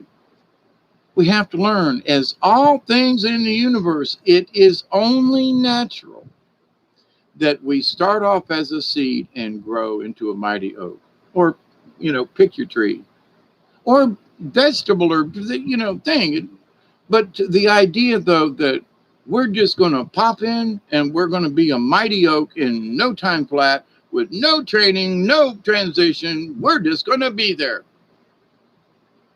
You just need to nod your head up and down and go, okay, you can believe it. I'm not going to try to, but it's just understand we can't skip a grade.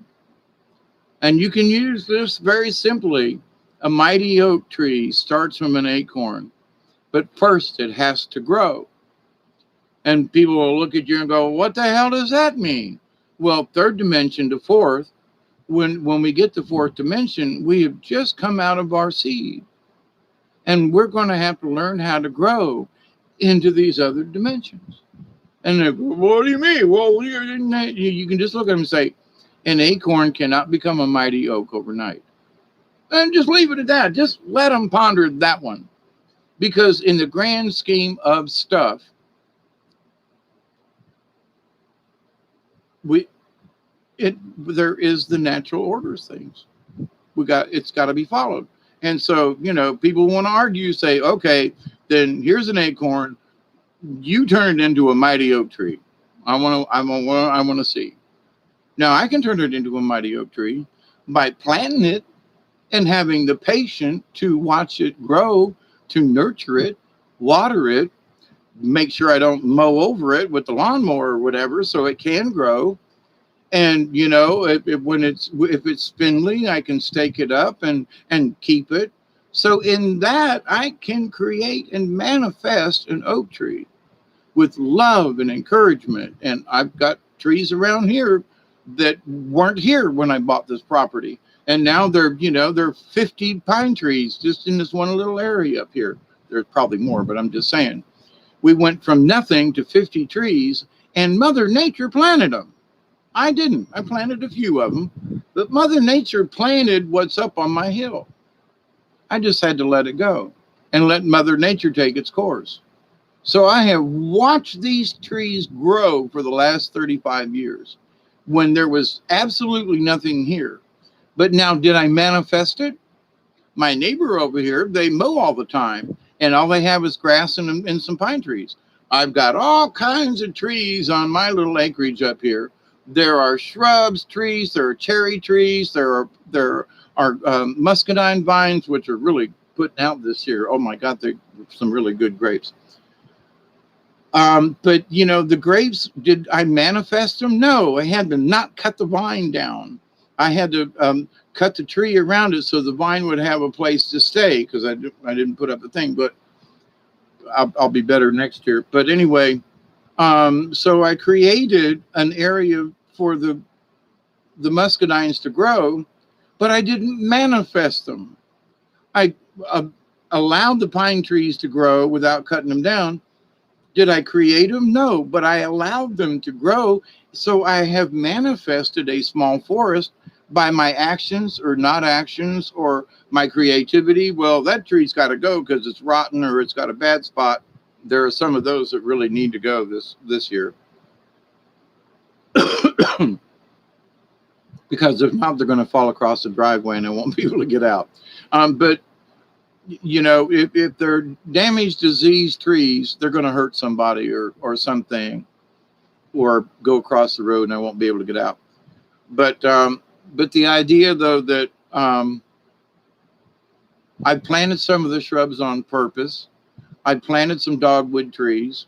I planted some of these other trees in a row. I planted some of these trees. I planted some pear trees, which now there are pear trees like all over the property because the birds ate them and pooped the seeds out. Now I've got pear trees up and down the driveway, over here and over there. I've got these evergreen, they're like a Leland pine, they're evergreen. And because every time Christmas came back a few years back, I wouldn't buy a Christmas tree. I'd buy an evergreen and put a few decorations on it and then go plant it in the yard. Well, some of these trees are huge now, and from that, now I've got these little evergreen trees growing up all over around my property. There are Christmas trees everywhere now, if you look at them as Christmas trees. But the idea, though, that I made a wish and I said, well, I wish that I had some of these trees, and if anybody needed one for Christmas, I could just give them one as a gift. And I've dug up several and gave to a friend of mine who I hope is still alive. He had the lawnmower crush his chest and give him a concussion and put him in intensive care with a trachea. But the idea, though, I don't think it was because I gave him the trees, but because that's been years ago. But anyway, the idea, though, that, that there are trees here I could give to people and have, and now, did I manifest them? I manifested them by not mowing the place like my neighbor does. I allowed nature to come up. So did I create it? I created the environment for it. So does that make me a god or a goddess? Or both, because I tried to be nurturing to the hill and to, because it was just a pile of clay. And now there's all kinds of shrubs and trees and animals that live there. And there's cover for the animals and the rabbits. And we still don't have any quail, but they've been gone for years. So, but the idea though, so am I considered myself an angel of God in the Catholic sense, if you will, in that I considered myself, if I was to pick a person like St. Francis, in that he loved children and pets and dogs, you know, he would invite the animals into the church and he would bless them, much to the chagrin of the Pope, you know, and they were really pissed at him, but the people loved him. And not like this Pope Francis we have now, but the real deal. Although I gotta say, this Pope Francis, I don't know whether ET's been at him or somebody, but he's been changing something. Maybe they cloned him and threw in another one, because if you know anything about Catholicism, and you understand that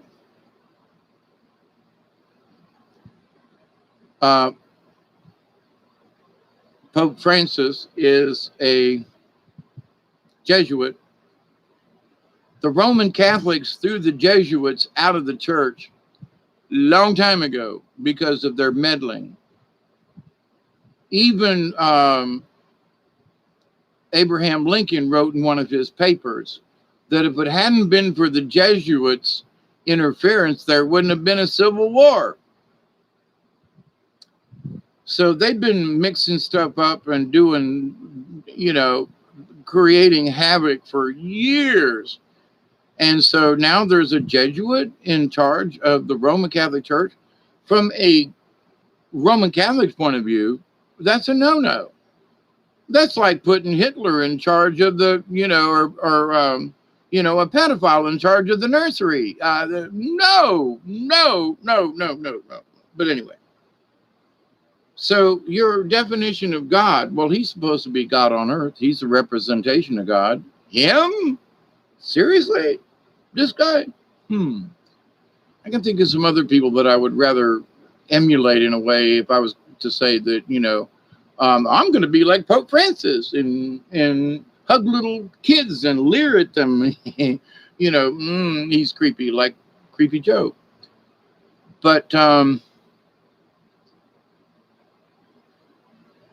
from everything, it will ultimately boil down to what you perceive or what I perceive. So I've seen these many things, and I tell these stories. They're stories. They're true stories most of the time. Others are just retelling of stories that may have not have happened to me. But to the point, though, and when I'm discussing these matters, it's always, I tell the truth. It's got to be the truth, or I wake up with an ulcer in the morning, and I have to get online at 4 a.m. and go, there was something I said wrong, you know. Anyway, so the honesty about this is we have to look at it from our own point of view. I can only look. There's a lot, you know. If you're only looking at it like this, you may be shortchanging yourself spiritually. Now, my granny didn't understand the greater universe and, you know, but she understood that there was a spirit to things. And that's all she needed. She didn't need religion to make it feel better. She went outside and worked in her garden. That's what made her feel better. So she used the energy of the planet without any kind of spiritual mumbo jumbo. She just felt it. And there are people like that, many people like that. And some of them are quiet or this or that. And some people have, I saw this commercial today. And, it's a new app, it's a new game, it's a new something. And you can play poker, but you can learn how to gamble. What? Oh, yeah, you can play, and if you lose, you don't really lose, but it'll teach you how to gamble, how to play poker, so you can try your luck with real money. Oh, so you want to gamble. So here's this, I'm sorry, but rather overweight lady who's sitting there like, oh, I'm so bored and blah, blah. And she's got her nose stuck in her phone like this. And I'm like, ooh, how much fun this is. And look, and I didn't really lose any money. And ooh, I get to learn how to gamble. And I'm like, get your fat ass up off that couch and go do something. But no, I'm going to learn how to not lose. Well, I'm learning how to play poker. It's gambling. I'm not really losing money. Ooh, look how much fun. Get your fat ass up off that couch and go do something. Oh, but no, this little, this new app, and everybody get it because it's so much fun.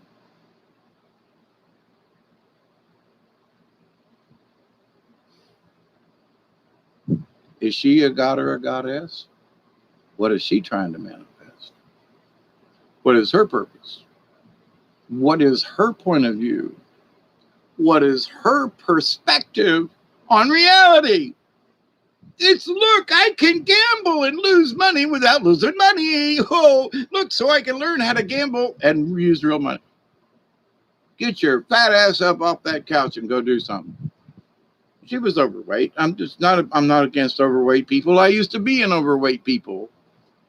But to the idea, though, my point is that it was her like the new life-changing thing. To download this app to learn how to gamble with money that you don't lose, but you can. Oh, shit. Are we in trouble or what? And the folks upstairs that are watching these idiots, look, I've got this new app. Oh, I can sit here and lose money without losing money, and I'm learning how to. Holy shit.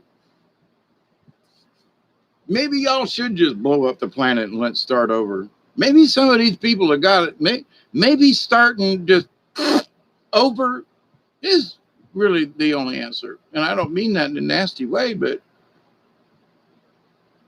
the thing is that we will still have people with different points of view, different perspectives, different understanding, different mores, different values, different realizations of what spiritual could or could not be. And in the long run, it's your opinion against theirs. What do you feel is right? Well, Grandma Mary, I saw her light. I saw her go up to heaven. I know she made it. Whereas my adopted mother, not so sure. She had a lot of cloudy issues when she went. I mean, there was some dark energy around that woman. Granny, boom, she was gone out of here. Bessie, don't know. She's had a hard purgatory. There apparently were things she had to work out from what I can understand, but she's been dead a long time too now. But the idea, though, that her mother, Mary, not Mother Mary, but Grandma Mary, and her daughter, Bessie, Grandma did her best to teach her daughter, who refused to understand some of the simpler things that her mother showed her whole life. But where Grandma would come and visit me in jail, Bessie said, "Oh, hell no. I ain't going near the boy." So now Grandma, raised Bessie to be a good person. And Bessie just threw her finger up at me and Grandma. Because Bessie wouldn't even take Granny in to come see me. She goes, "No, I ain't. Nope. Wash my hands of it." And Grandma was like, "Didn't I raise you better than that?" So, the fact that Bessie only made it a couple of years longer after Grandma Raleigh died, Mary, makes you wonder if the whatever it was in her just literally ate her up, and there was nothing left of her insides. Cancer got it all. And I was there I took 2 weeks off and went down to Tampa at the Moffitt Center down there and spent time with her. And she was hard as nails, and the darkness surrounded her. Grandma went down and saw her, and she passed away just a few days after I came back home. She was full of light. She glowed. Bessie, on the other hand, darkness. Ooh, it was weird. So I've noticed this with some other people, that there was a lightness around them, and then there were folks that just had darkness, and you just gone. Not to say that they went to hell, but just one. I don't think they just popped into the other reality just like Granny did. You know, Granny almost walked there while she was still breathing. You know, and I've known some other folks like that. So, but what does this mean in the long run? Well, our perception of God. Hey, Mary Wins, how you doing? Slightly slanted. Let me catch up with.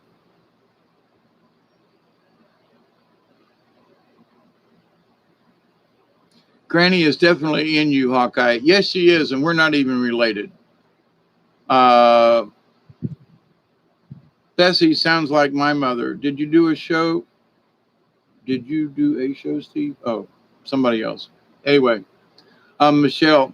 Yeah, there were things about Bessie, but see, my real mother was my um,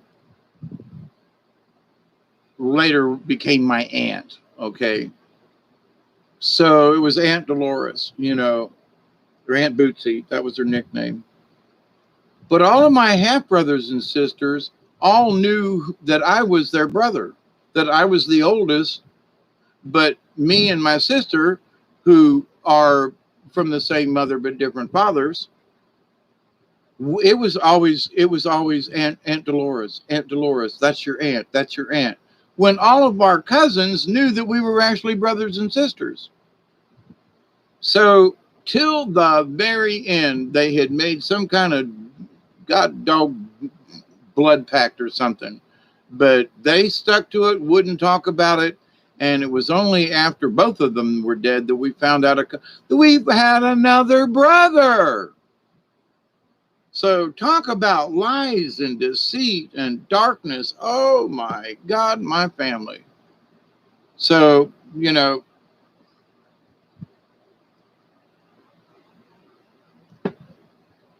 I was always looked at as the cousin. Bessie had to take me because my pops, Arnie, my uncle, refused to let me be adopted out of the family. He said, no, you and your sister, they're coming with us. And Bessie was like, oh, shit. So she went from having no family to 2 kids, and then had her third son naturally. So she only has actually 1 child, my brother Daniel, and he's actually my cousin. So, but the idea, though, that none of these people would speak about the fact that there was another brother. None of them. They carried it to their grave like, oh my God. And, well, we didn't think you kids should know. Why not? Well, it was back then and this is now. And so we have a brother that pops out of nowhere going, I got my birth certificate and it says that, Dolores Knoll was my mother. And we all go, well, that was my mother, and that was your mother, and that was your mother, and your mother, and your mother. Holy crap. Where did you come from?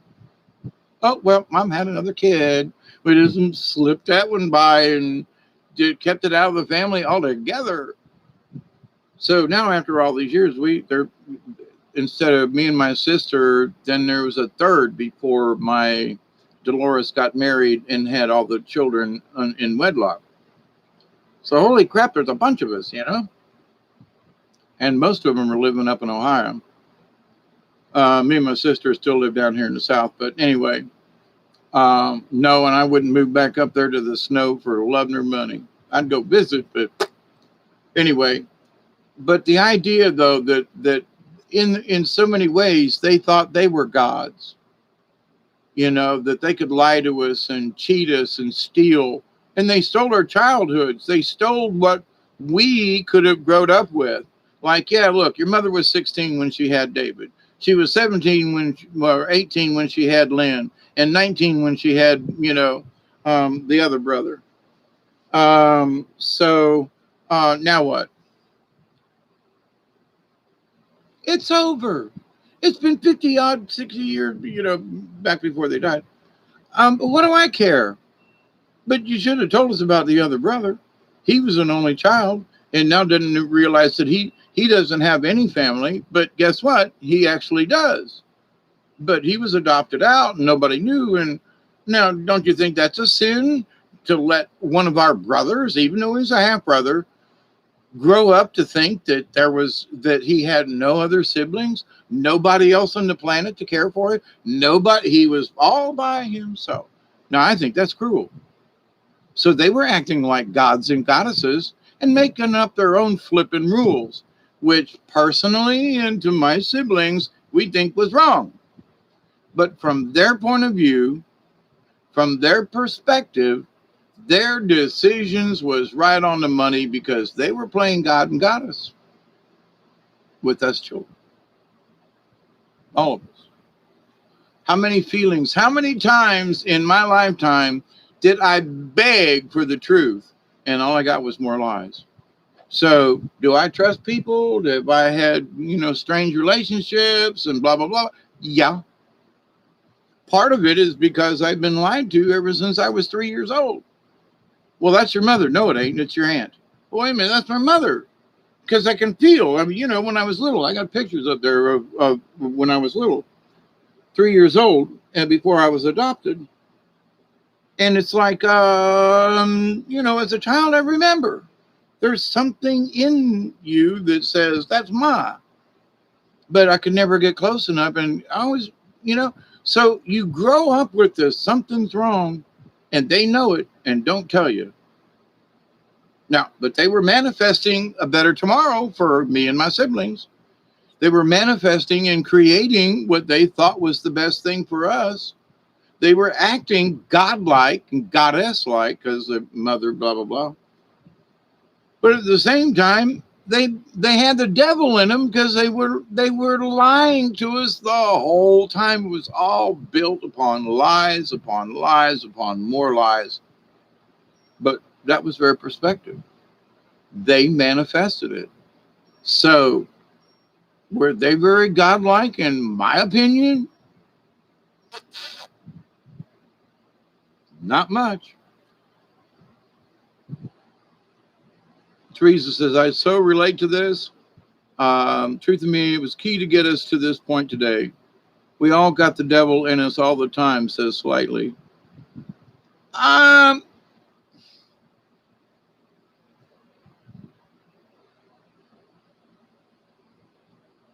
few years ago, I would have said yes to that.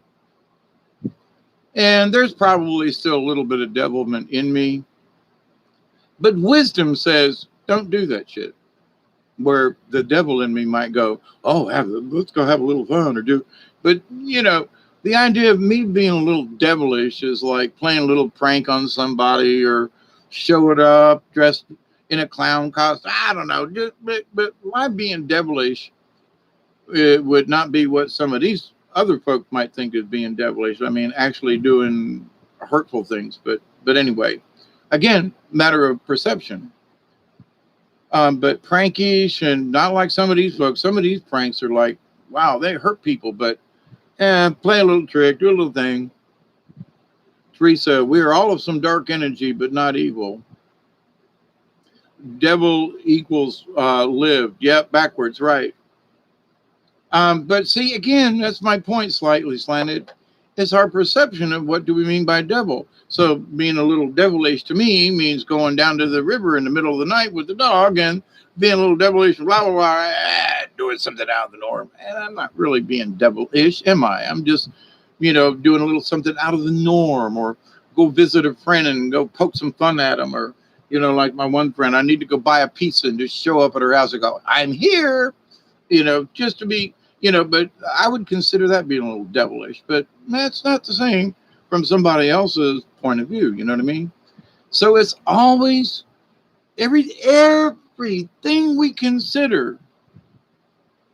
I tell my story only in that you may relate in some way in your lifetime, but in that I can tell you from my perspective, but since I don't know you all personally, in that your life story or whatever, I don't know what your perspective is because you might have grown up as a Baptist and not a Catholic or a Mormon or from the Jewish faith or, and I've got quite a few Jewish friends, at least the ones that are still alive. And, we used to have a good time and laugh and schmutz about and Yiddish. Oh, I love Yiddish. I've forgotten more than I can remember, but there's something about, the Yiddish and the being the, I've had to play some Jewish characters over the years, and it's a lot of fun trying to, what's the matter, you kind of thing. Anyway, I can't do it at the moment, but I have to try to get a little bit into the lingo. But the idea, though, that it's all a matter of perspective. So we can talk about gods and goddesses, but only from your point of view. So if you were raised this way and you've learned these things, then you're going to look at it from that point of view. Only through accepting and receiving the healing, the knowledge, and the wisdom from the universe can you expand beyond what the Bible or what the books tell us. But shamans from all over the planet, and probably all other planets, discuss spirit. So is it God or is it spirit? God's a spirit, but if he comes in on a cloud, he ain't a spirit no more. And then he might be an alien riding in a spaceship. Oh, God, dog, Dave, don't go there, please. Because that's what some people, the chariot of the gods. Think about it. It's even in religious icons in the Catholic Church. There are pictures of spaceships in the background. Oh, yeah. And Hieronymus Bosch. If you've ever looked at anything by Hieronymus Bosch, you got to wonder what that guy was smoking. I did a thing years ago on Hieronymus Bosch. Oh, my God, the stuff. He was one of my favorites back when I was in school about painting. Hieronymus Bosch. If you don't know who he is, look him up. It was like the 12th century something, Flemish, I think, painter. Go check him out. Oh, man, that guy was looking at stuff from a strange point of view. But in that, he was looking at it from his perspective in this underground people, the eggs that had legs with, monster heads. And holy crap, that guy was tripping on some wild-ass mushrooms to make those paintings. But it's perspective, it's point of view. So my discussion about God to somebody else doesn't make a hill of beans worth of, dent, because they believe and were taught this way, where other people believed and taught this way. All we can do is pray that they will understand that it ain't about God, but it is everything about the spirit of it, the source of all things. Well, God is light, God is love. Yeah, so is the source of all things. The middle of the galaxy, is a huge ball of light and energy.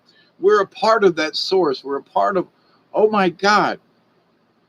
So I pulled a card the other day. It was yesterday. And they're telling me I need to discuss it.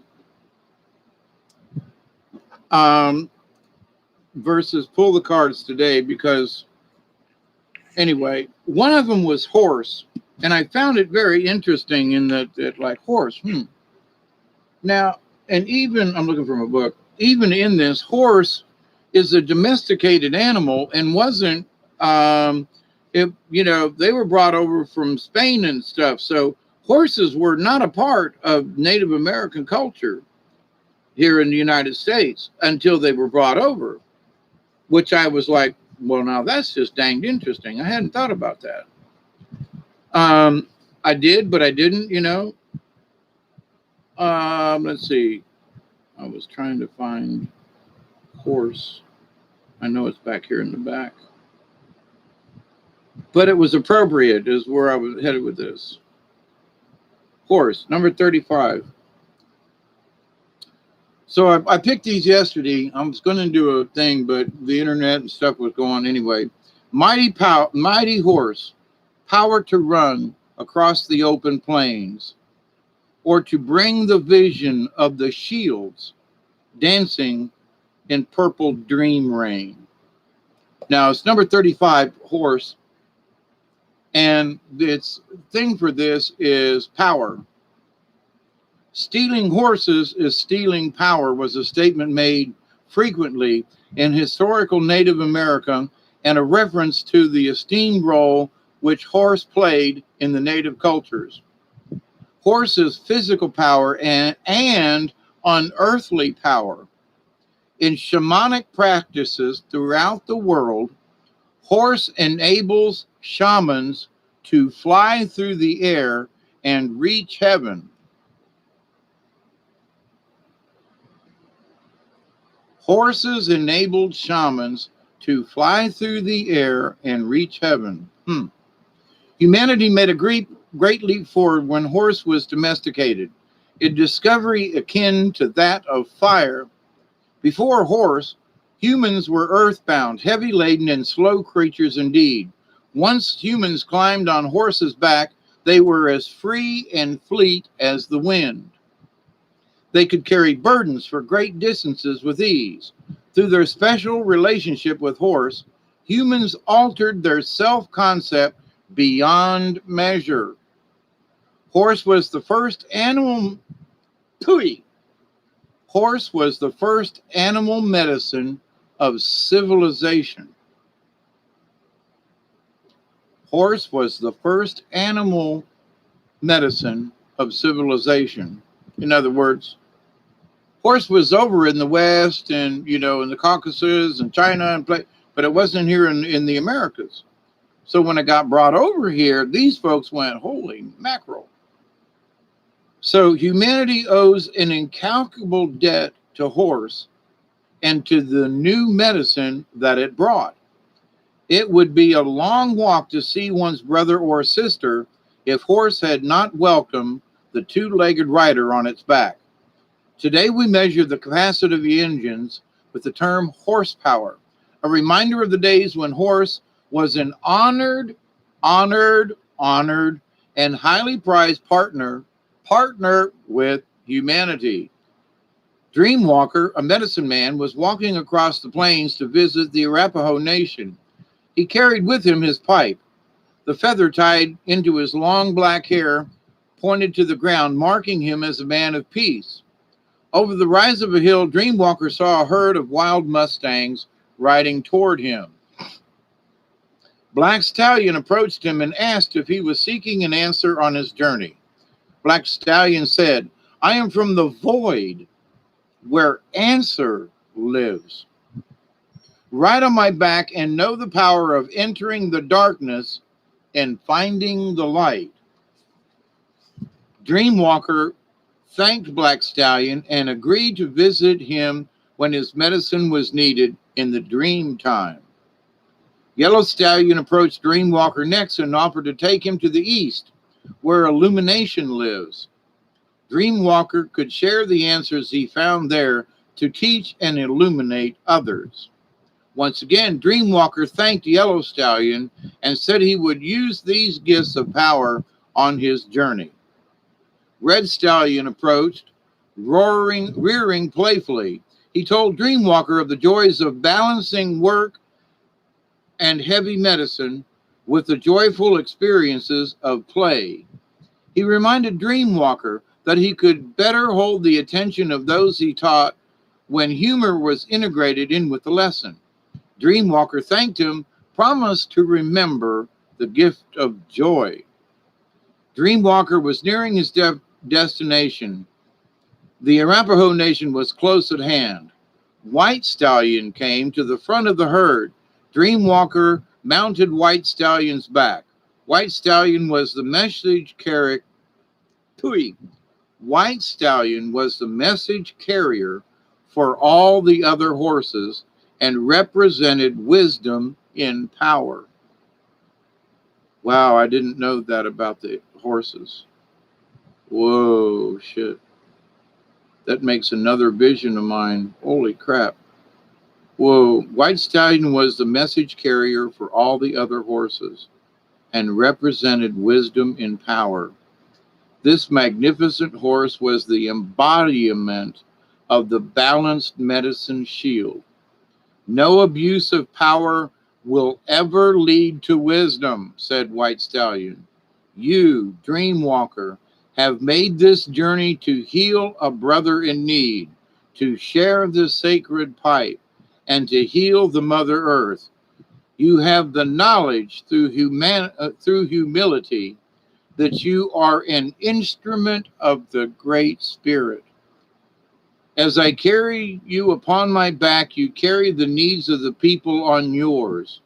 In wisdom, you understand that power is not given lightly, but awarded to those who are willing to carry responsibility in a balanced manner.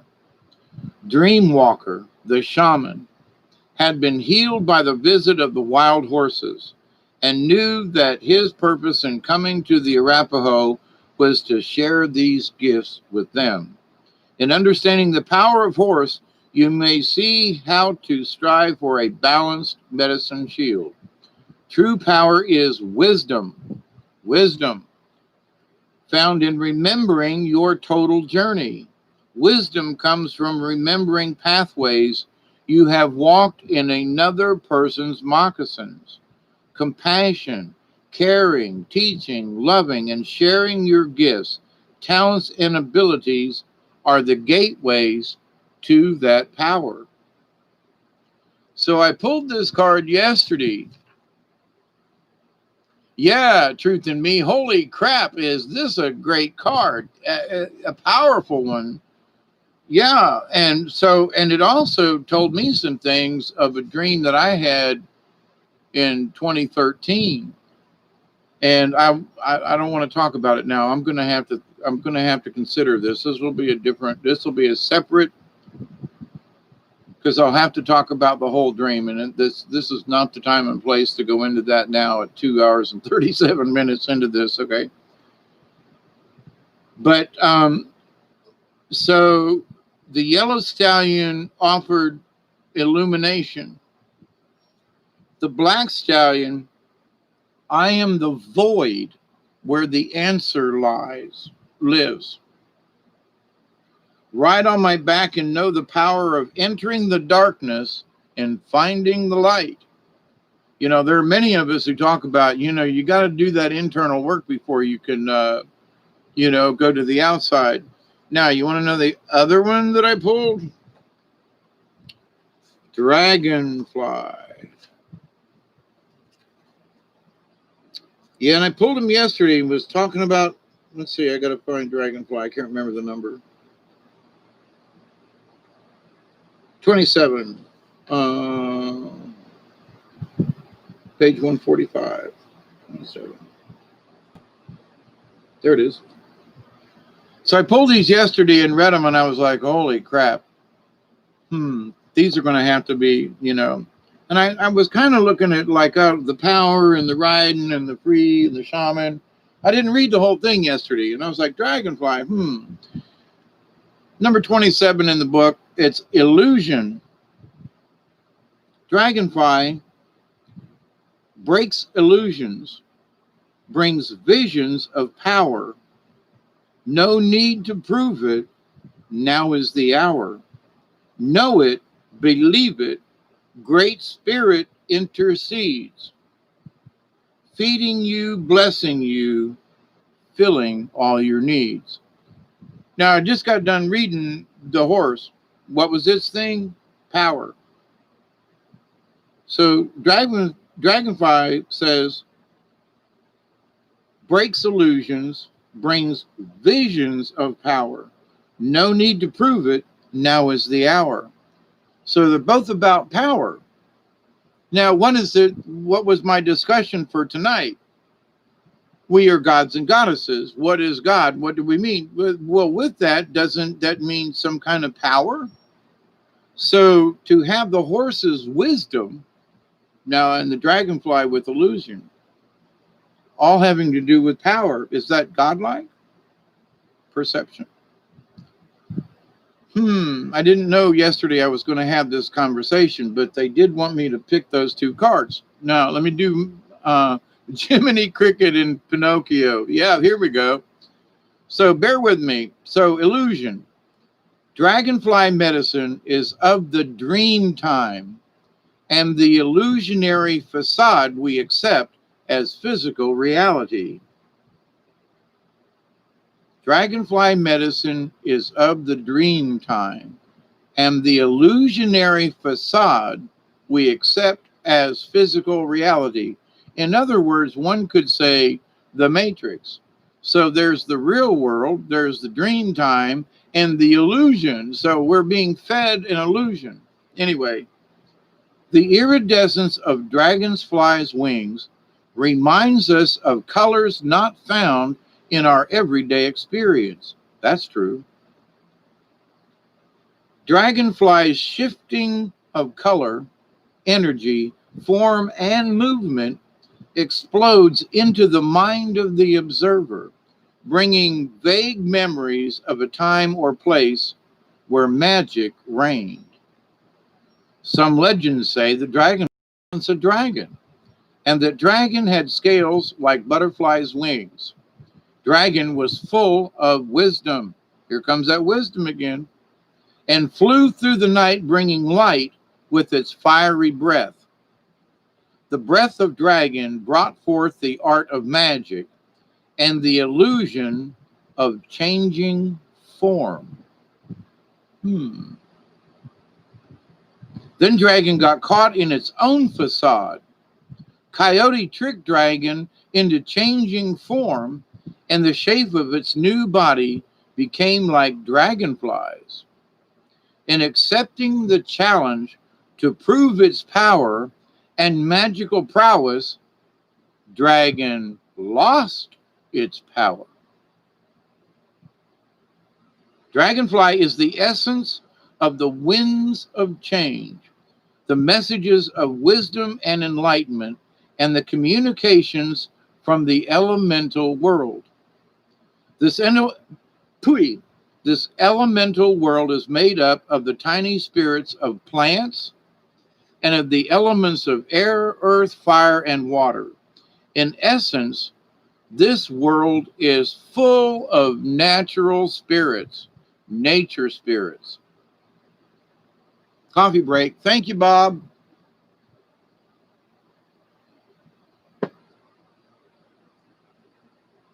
If Dragonfly has flown into your cards today, you may have forgotten to water your plants, which actually I did. I need to go water them when I'm done. On another level, you may need to give thanks to the foods you eat for sustaining your body. What was I saying 2 hours ago? Give thanks to the universe. Give thanks.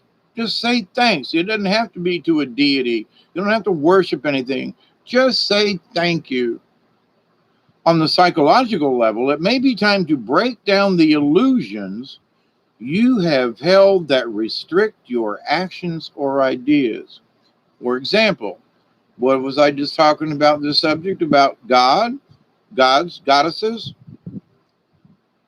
To break down the illusions you have held that restrict your actions or ideas. So, baby, you've been so long into the Christian faith that there is no God that could be possible.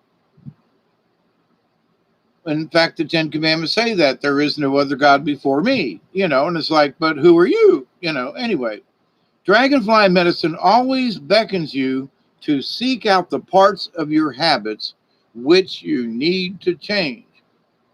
Have you put on too much weight? Or have you started to look like a scarecrow? Yeah, I sort of am looking like a scarecrow. That's true.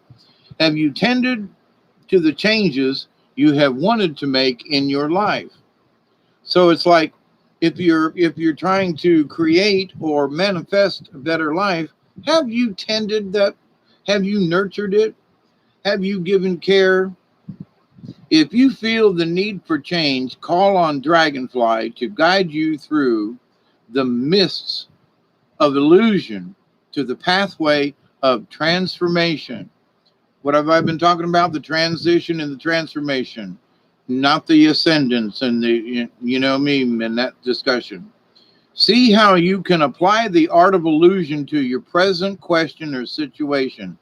And remember that things are never completely as they seem. Now, let's look at the contrary part of this because I wasn't sure if it was right set up or not.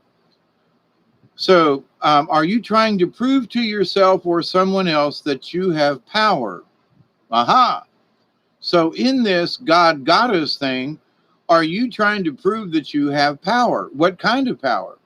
Are you caught in an illusion that weakens your true feelings or minimizes your true abilities? If so, you may have contracted dragonfly dive bombing. That's what it says. Is this the final crash and burn for some pipe dream that had no real purpose? Look within and feel the sense of self energy within yourself. Notice if it is ebbing and find the point in time when you were deluded into believing that you'd be happy if you'd change because someone else wanted you to change. Misery is a prime clue that you lost your will and personal validity when you bought into someone else's idea of who or what you should be. Holy crap, right? The illusion was that you would be happier if you did it their way. In forfeiting what you know is right and true for you personally, you give away your power. It is time for you to take it back. Follow Dragonfly to the place inside your body where magic is still alive and drink deeply of its power. This strength belongs to you. It is the power of becoming the illusion. This ability is ever changing and contains within it the knowledge that you are creating it all. How about that for a last sentence? And contains within it the knowledge that you are creating it all. Now, creator, gods, we are gods, goddesses, holy crap. So, but in this is what we create an illusion. We can, I've seen people create arguments out of nothing. They've created turmoil and strife. That's to prove that they had the power to influence others or to show how good they were or how masterful they were at something or whatever. So the horse gives us power to ride in that state between this world and the next, that shamans rode on the back of horses so they could feel so they could fly. Now, I've not been a horseback rider much. I have been on horses and have ridden on them, and I get it. I really do. I get it. The freedom of riding on a horse and on their back. I get it. But my back is bad. My neck is bad. If I ever took a fall, that'd be it. So I love horses, worked around them. I worked at a stable for several years, repairing this stuff and keeping up with horses and doing this and that. And so I like being around horses. I just can't. That's not part of my shtick, if you will. But the times that I was around horses, I learned a lot about other animals. I was like, these animals ain't stupid. Oh my God, I'm watching Westerns now, and I always look at the horses now. For some reason, I'll watch a cowboy show just to see what the horses are like. But at the same time, I'm not a horseman. But in that, though, of what it teaches us is the power. So illumination to the east and wisdom and the and the white horse being the message of all of the horses. Interesting. And then dragonfly. So the power of illusion, the power that is within us. So as a puppeteer and a storyteller, must have some kind of dragonfly in me, in that I've created this illusion of stories and things. So when and you guys wouldn't still be sitting with me after 2.5 hours. So there must be something in the conversation and trying to keep it moving, and my inflection and talk. So, but in that, that is the power. It's not the words themselves, it's how I can convey them and how I can put them across, how I can use dragonfly and the power of horse, if you will, to transcend between the now and the spirit world. I'm flying on the back of a horse right now to try to explain.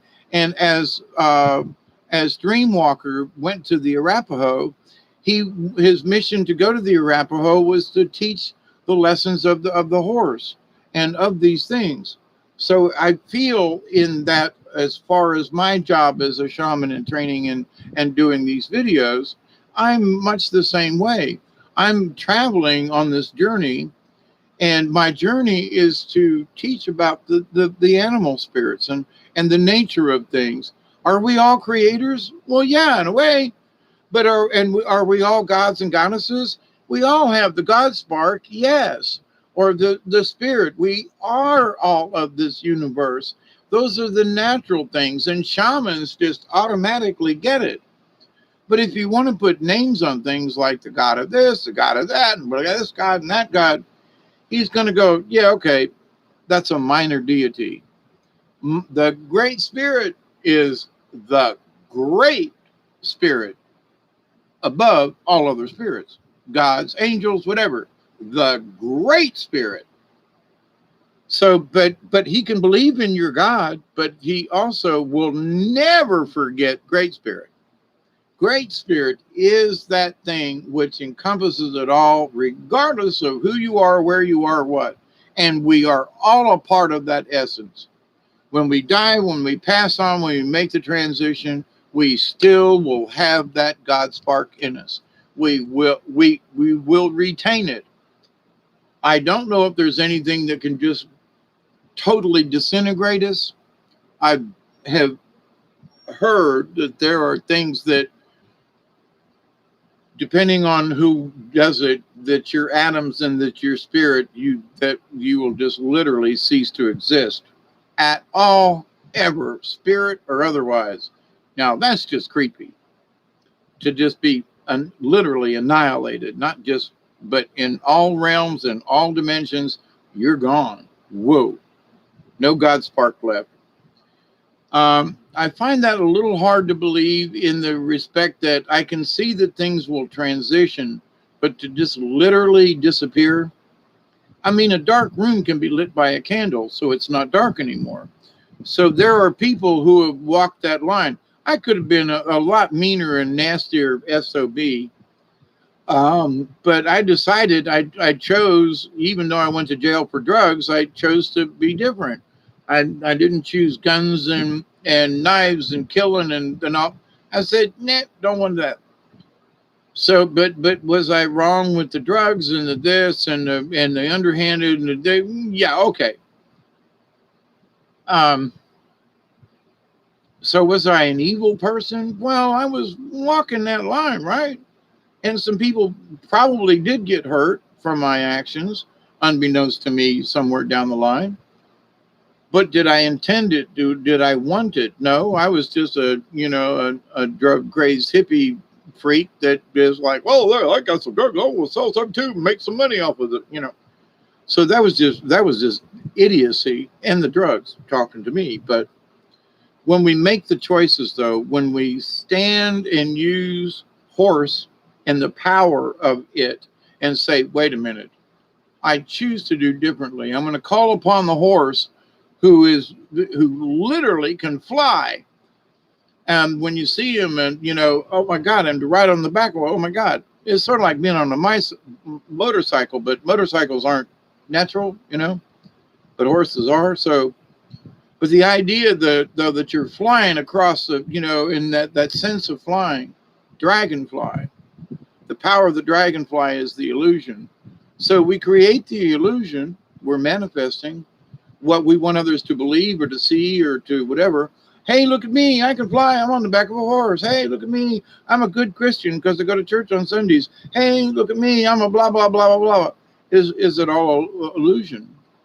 What is the true nature of things? And the true nature of things is that the dragon gave away his power to prove his power.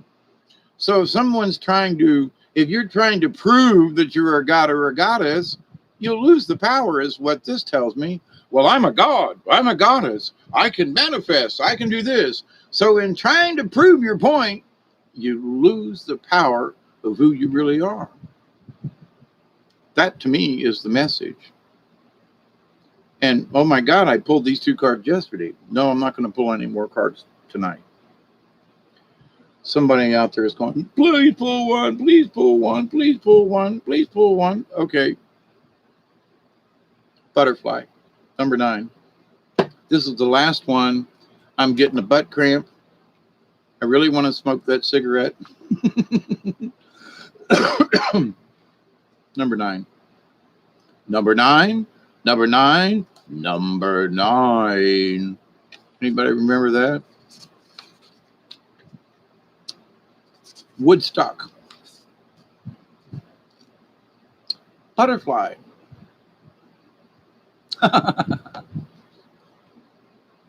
We've gone power, riding on a horse, to dragonfly, the iridescence, the illusion, again, the power.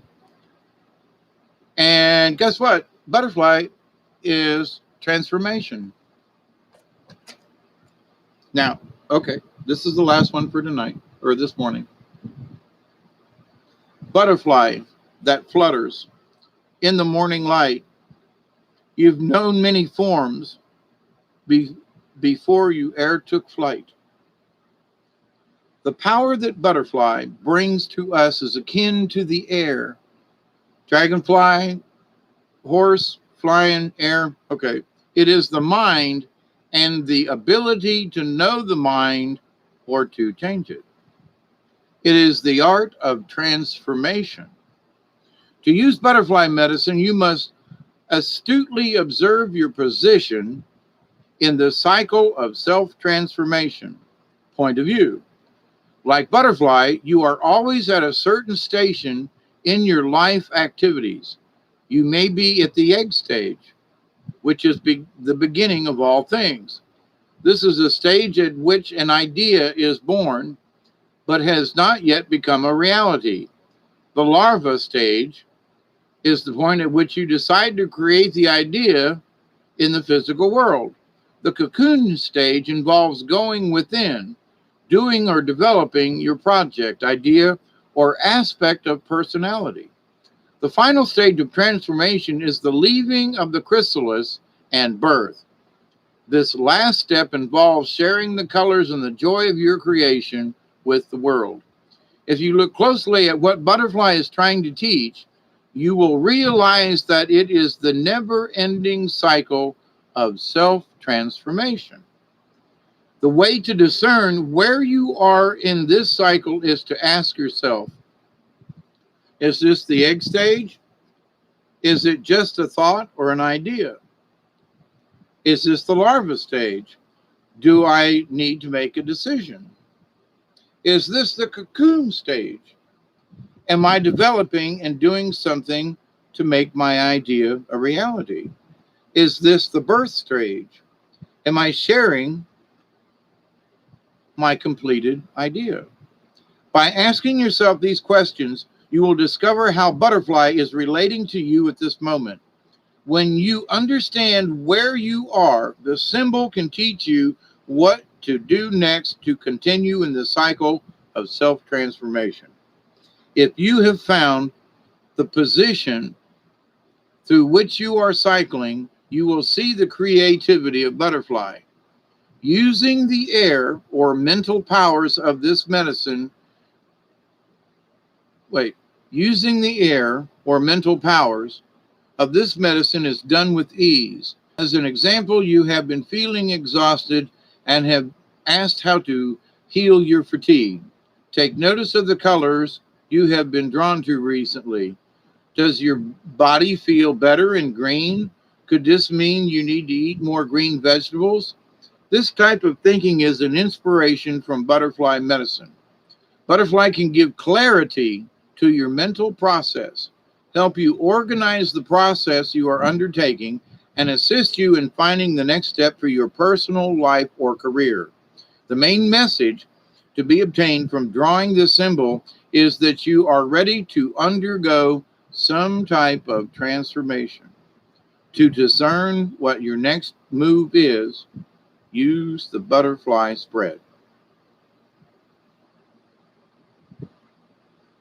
The contrary side. If you have drawn butterfly reversed, your lesson is a simple one. There is a need for change in your life that you are not recognizing. This could be possible need for freedom, for a vacation, or for a new job. You may believe the change is too difficult, and you may rule it out to preserve the comfort of old habits. Pay attention. But in ruling out any possibility of change, you are saying that the courage of butterfly has been lost. Courage, again. Why does butterfly represent courage? Because there is a totally different world outside the cocoon where the known realities of the chrysalis are no longer applicable. This new world demands that you use your newfound wings and fly. So, horse, shamans learn how to fly. Dragonflies, flying. And now,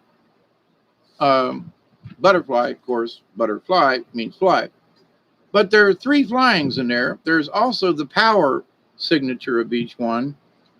Dragon gave up his medicine to prove a point. And butterfly, and we could use butterfly as a situation in going from third to fourth to fifth dimension. We're in the egg stage right now. When we go to fourth dimension, it'll be the larva stage. Fifth dimension is going to be like the cocoon stage. And sixth dimension, we're going to come out as butterflies. You can't make a butterfly out of an egg. It's got to go through this transformation. As those of us who think we are godlike, or that we are gods and goddesses, what do we mean by that? Do we use butterflies' example and say we wish to create? And in the creation, I'm going to create a cocoon. But in that cocoon, I'm going to learn about life and things. And when I come out, I'm going to be a butterfly and I'm going to share it. The same thing with dragonfly, the iridescence and the colors. What is our true reality and what is the illusion that we create? Are we creating the illusion that we are gods? And in doing so and trying to prove it, do we lose the power that is already ours? So in trying to prove it man, it sounds like I'm preaching, don't it? Hell bent for election here, eh? Truth in Me, 111 West Coast. I'm so grateful I caught this tonight. You have spoken about everything I have been thinking for weeks. Dragonfly and butterfly. That great truth, because I have two. Flutter bees, love them. Yeah. Fox, hey, how are you? Woo, back. David Castle. Let's see, did I miss anybody? I keep my head down because I lose track so easy when I try to watch the chat. But I do like to see it, who's around. And hi, Fox. Good to see you. Truth in Me.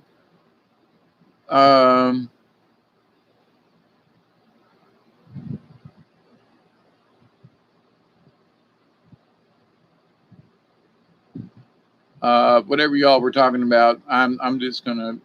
It's great that y'all are talking in the chat and sharing.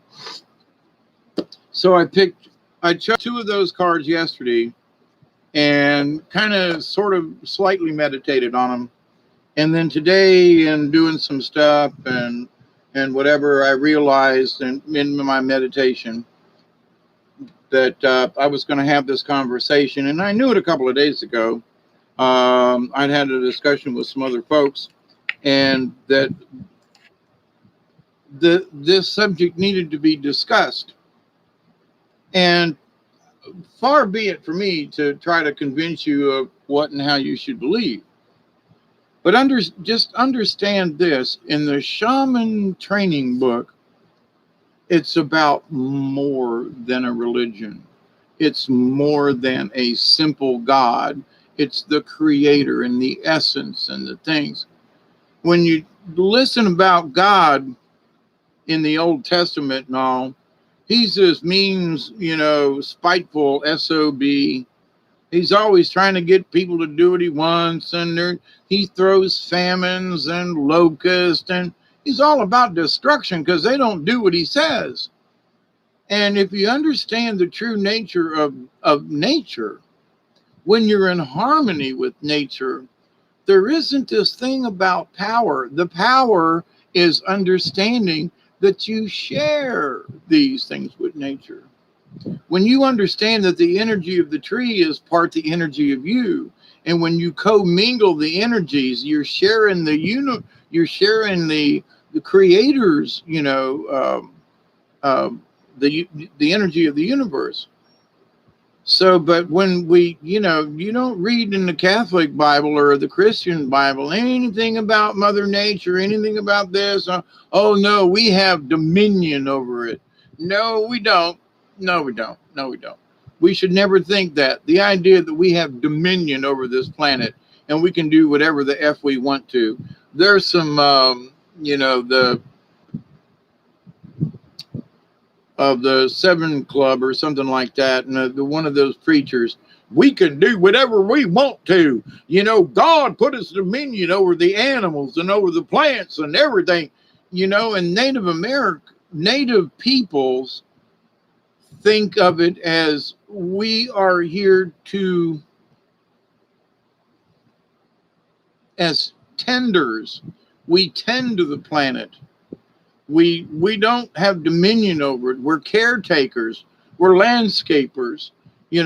Why did the Native Americans for thousands of years only build, big earth mounds? Because they didn't want to leave anything behind. They weren't interested in building skyscrapers. They were interested in living with nature, in living as an entity, as creator. All other critters. Why are we on this planet? To learn lessons. What are the lessons? Is it to learn how to be to dominate everything, or is it to learn how to live in harmony?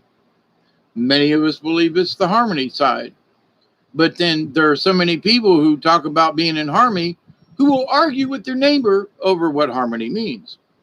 So the same thing, this argument about God, and whether or not we are gods or goddesses or whatever, we do have the spirit. What we do with it and how we use it, that's what makes us good. But if you think that you're as good as creator, forget about it. Just stop right there. What gives you the right to say that you can manifest a new reality? If it's your own reality, then go for it.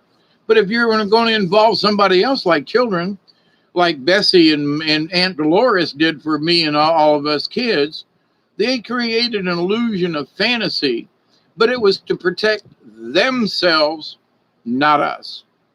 What needed to be done was they should have told us the truth. They should have said, you've got another brother somewhere. No, they lied past their death. That's not being in connection. That's not being in harmony. Now, Grandma Mary, Grandma Raleigh, Granny, she, on the other hand, was truthful to the point of, she told me about her husband, Fred, who used to run moonshine from Ohio down into Corbin, Kentucky, and down in there and back. But don't tell your mother or your Aunt Shirley. But she would tell me things. She was so honest with me. And, well, your mother, I wish she'd have told you the truth. And that. So Granny tried to tell us the truth, but she didn't want to go over her daughter's head or whatever. But she did everything in her power to wiggle around it and to drop little hints and be caring and loving and so forth. Where Bessie was just, at times, she was just, I got to say this, but she was a cold hearted bitch. And that's a shame. And I'm not trying to be ugly, but that's just the way she was. And because I think she was made to accept me and my sister into her house. And I think she just resented it because she married her husband, and Arnie was, and Dolores was her friend, and they were friends of the family and blah, blah, blah. So, but this idea though, I think she resented that ever since we were adopted, she resented it all the way to the end because it wasn't truly her decision. She was like, well, I'll go along with this. And yeah, I hate to see it. But in her heart of hearts, she wished it was different. And she harbored that her entire life. Now, can I prove that? I've been asking lately here because of all the folks who have passed, family and friends and so forth, I still have issues with Bessie. And I realized, several months ago, that I needed to stop that. That I needed to, whatever anger and, my long history of lies and deceit, put it behind, because whatever they thought from their, this is where I have to grow up too. From their perspective, they thought they were right. From their perspective, they were manifesting a better future by not telling us the truth. They're helping us, and they were hiding their own embarrassment. But to the point, though, was it really right? And, after the fact, we can say, well, no, not really. They should have been more honest. Now, Bessie was the liar more than Dolores was. But Dolores had to keep certain secrets, and she kept that to her death. But she told me she loved me, but she had to call me David and not her son. She had to call me her nephew in public because that's just the way it was, and she was too old to go backwards. But the idea, though, that they lived with a lie and they manifested a false reality. And me and my siblings had to live through it. We had to see through the illusion. I always knew they were lying about something, but could never figure it out. And every time I tried, they always told me, you're crazy, you're going down the wrong. And I was right all along. That something was up. Not that I had another brother, but so with that, though, my friends, thank you. You folks have been hanging out and coming back in. And Michelle and Loretta, is that, I think, let me put my glasses on. Hey, Fox, I just got 1222 and 1221 synced. Oh, it's your birthday today. Happy birthday, Fox. Loretta Enigma. Hi, how are you? Loretta! Set your intentions, David Nolan. Go back and jump into her thought. Yeah, David Castle. That's my point. I've been doing that. And I've understood her point of view for a long time, but I couldn't understand why right up to the end the lie had to be kept. I'm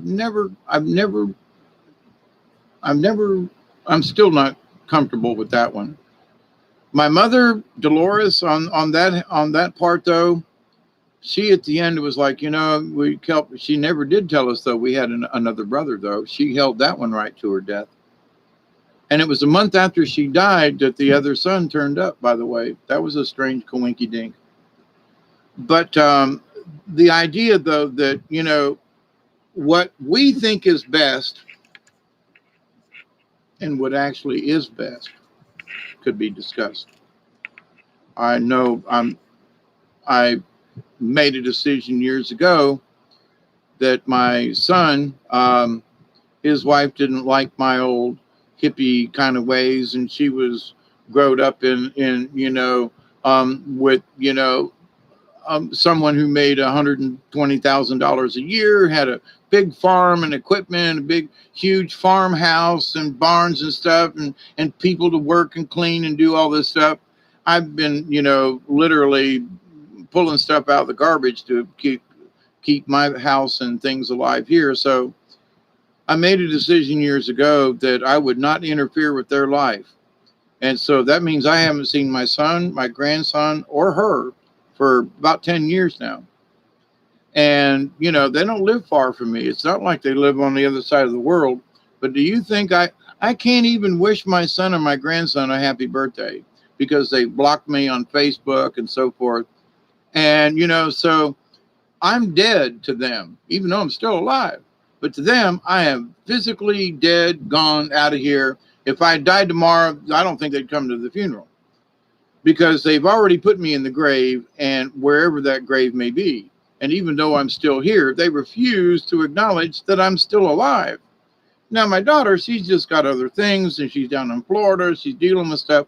She's busy. That's different.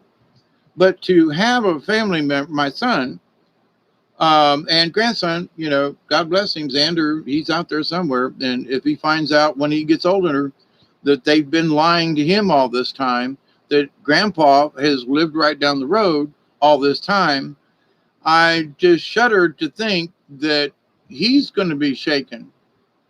That, wait a minute, you mean grandpa's been alive all this time? Well, you mean we could have went to grandpa's? You mean you could have went and got grandpa and we could have had dinner? You mean what? I'm not putting anything forward, but from my experience, that those people who think that lying all their lives, like was done to me, about who my real mother was and the fact that I had brothers and sisters and the whole 9 yards, to lie like that for so long and to make it part of reality. And then when people find out different, well, then so much for mommy and daddy being the honest, truthful people that their son seems to have put them on this pedestal. Well, mommy and daddy's always right. They always tell me the truth. What? But they're manifesting, they're creating the illusion for my grandson. I just have to take a step back and say, you know, I promised I wouldn't interfere because I didn't want to interfere with the welfare of my grandson and their marriage or anything like that. But when the lie comes out that grandpa's been alive all this time, just a few miles down the road, what's that going to do to this boy, my grandson? And so I say, hopefully, and whatever, that grandson will have enough patience to be able to say, what else have you lied to me about? So this was all a lie? Yep. And who told it? We did. Mom and daddy, the two people you're supposed to trust the most, lied to me all this time. I don't want to put forth anything. I hope that one day I will meet my grandson again.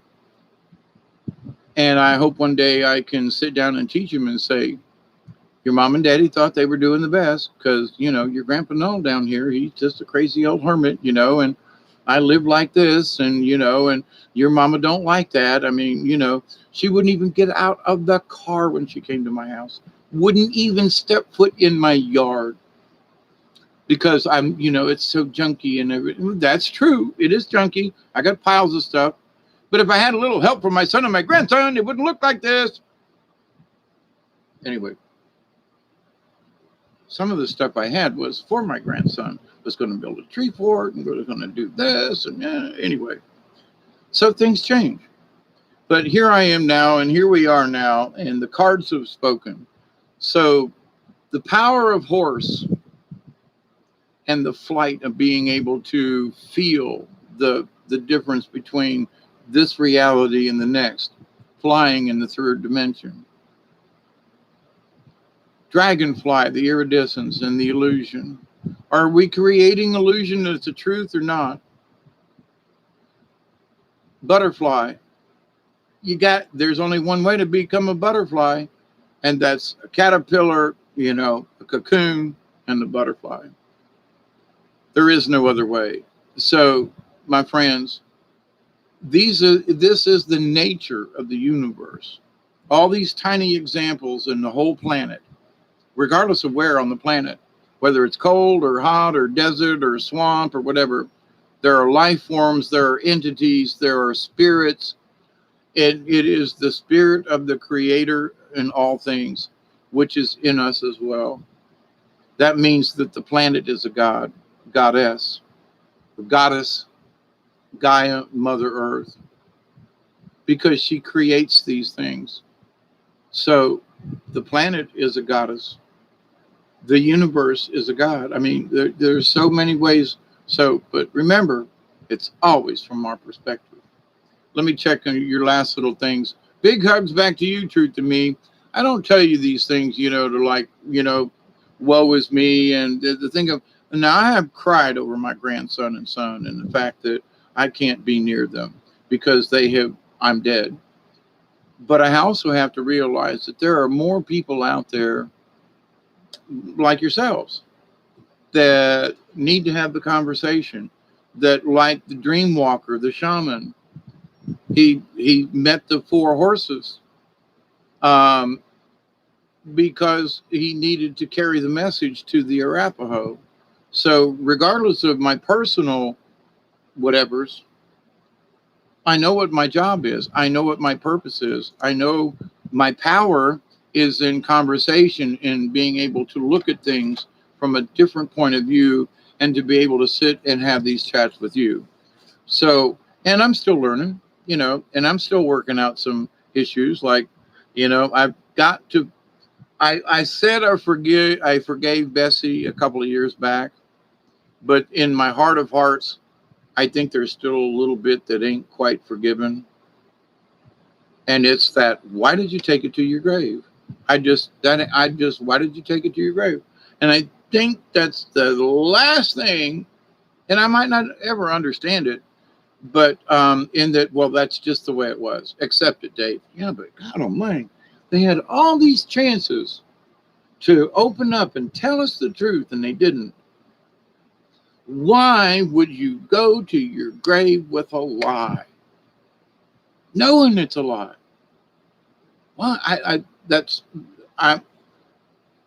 I'm working on it. I'm working on it. Anyway, my friends, I'm getting in touch with with your dreams now. Good, Michelle. Truth to me, thank you for everything tonight. Pushing thought, the butt cramp, o'clock. Your wisdom is needed. Yeah, I am having butt cramps for real. It's been 3 hours, almost 4 hours, my friends. Thank you. I love you all. I do. You are the greatest folks in the world. So thank you for sharing. I'm glad you hung out with me this evening. It seemed to be a very important discussion. And remember, don't be mad at other folks because they've got a different point of view. Try to understand and just remind them, though, and this third, fourth, fifth dimension stuff, just say, well, which stage are you? Fourth, third to fourth, fifth dimension. Are you the larva? Are you the cocoon? Or are you the butterfly? And just bring out certain things that are simple. Can an oak tree become an oak tree from an acorn? And they go, well, sure. Well, but can an acorn become an oak tree overnight? And they'll go, well, no, it takes years and plant. And they say, okay, then the same thing is true with third, fourth, fifth, sixth dimension. We are just now the acorn and we're learning how to become a sapling. Just point out the natural order of the universe, from butterflies to trees to things. There is an order to things. And we can't skip a grade, okay? Isby, thank you. Teresa, Michelle, as always. David Castle, always. Truth to me, did I say Teresa? Yeah. And anybody else, I know there's other folks lurking back there. We love you. Thank you. And until next time, be the frequency you wish to receive. Thank you, Brian. Also, and the law of three, and I always, you emailed me? Okay, Isby. DWNull52 at gmail.com, if that's what you got. I'll check my email in a minute. I continue to pray that each and every one of you will accept and receive the knowledge, the healing, the wisdom, and the power from the universe. I continue to pray that each and every day, each and every one of you will accept and receive the healings, the knowledge, the wisdom, the power, and the understanding from the universe. I continue to pray that each and every one of you, your friends, your family, all of your relatives, and all of your relations, past, present, and to come, will learn to accept, receive, and to share all the healings and the blessings, and especially the wisdom from the universe. Thank you, Loretta, Isby, Fox. Happy birthday. Mary Wins. Loved you too. Truth in Me. Teresa, as always. Michelle, Ween, Barry, Chad, good to see you back in the back. Cosmic hugs, everybody. Cheers. And until next time, be safe. Have a great week. And we'll be back with you folks. Though I'm going to do another night of some, you guys are going to pick the cards. Okay. I'll let it go at that. So thank you. I love you. Ween. Thank you, Bob, for letting this look to be a fairly, jump-free thing. Cosmic hugs, everybody. From South Georgia and a damp swamp, TTFN. Keep it between the ditches, my friends. Bye.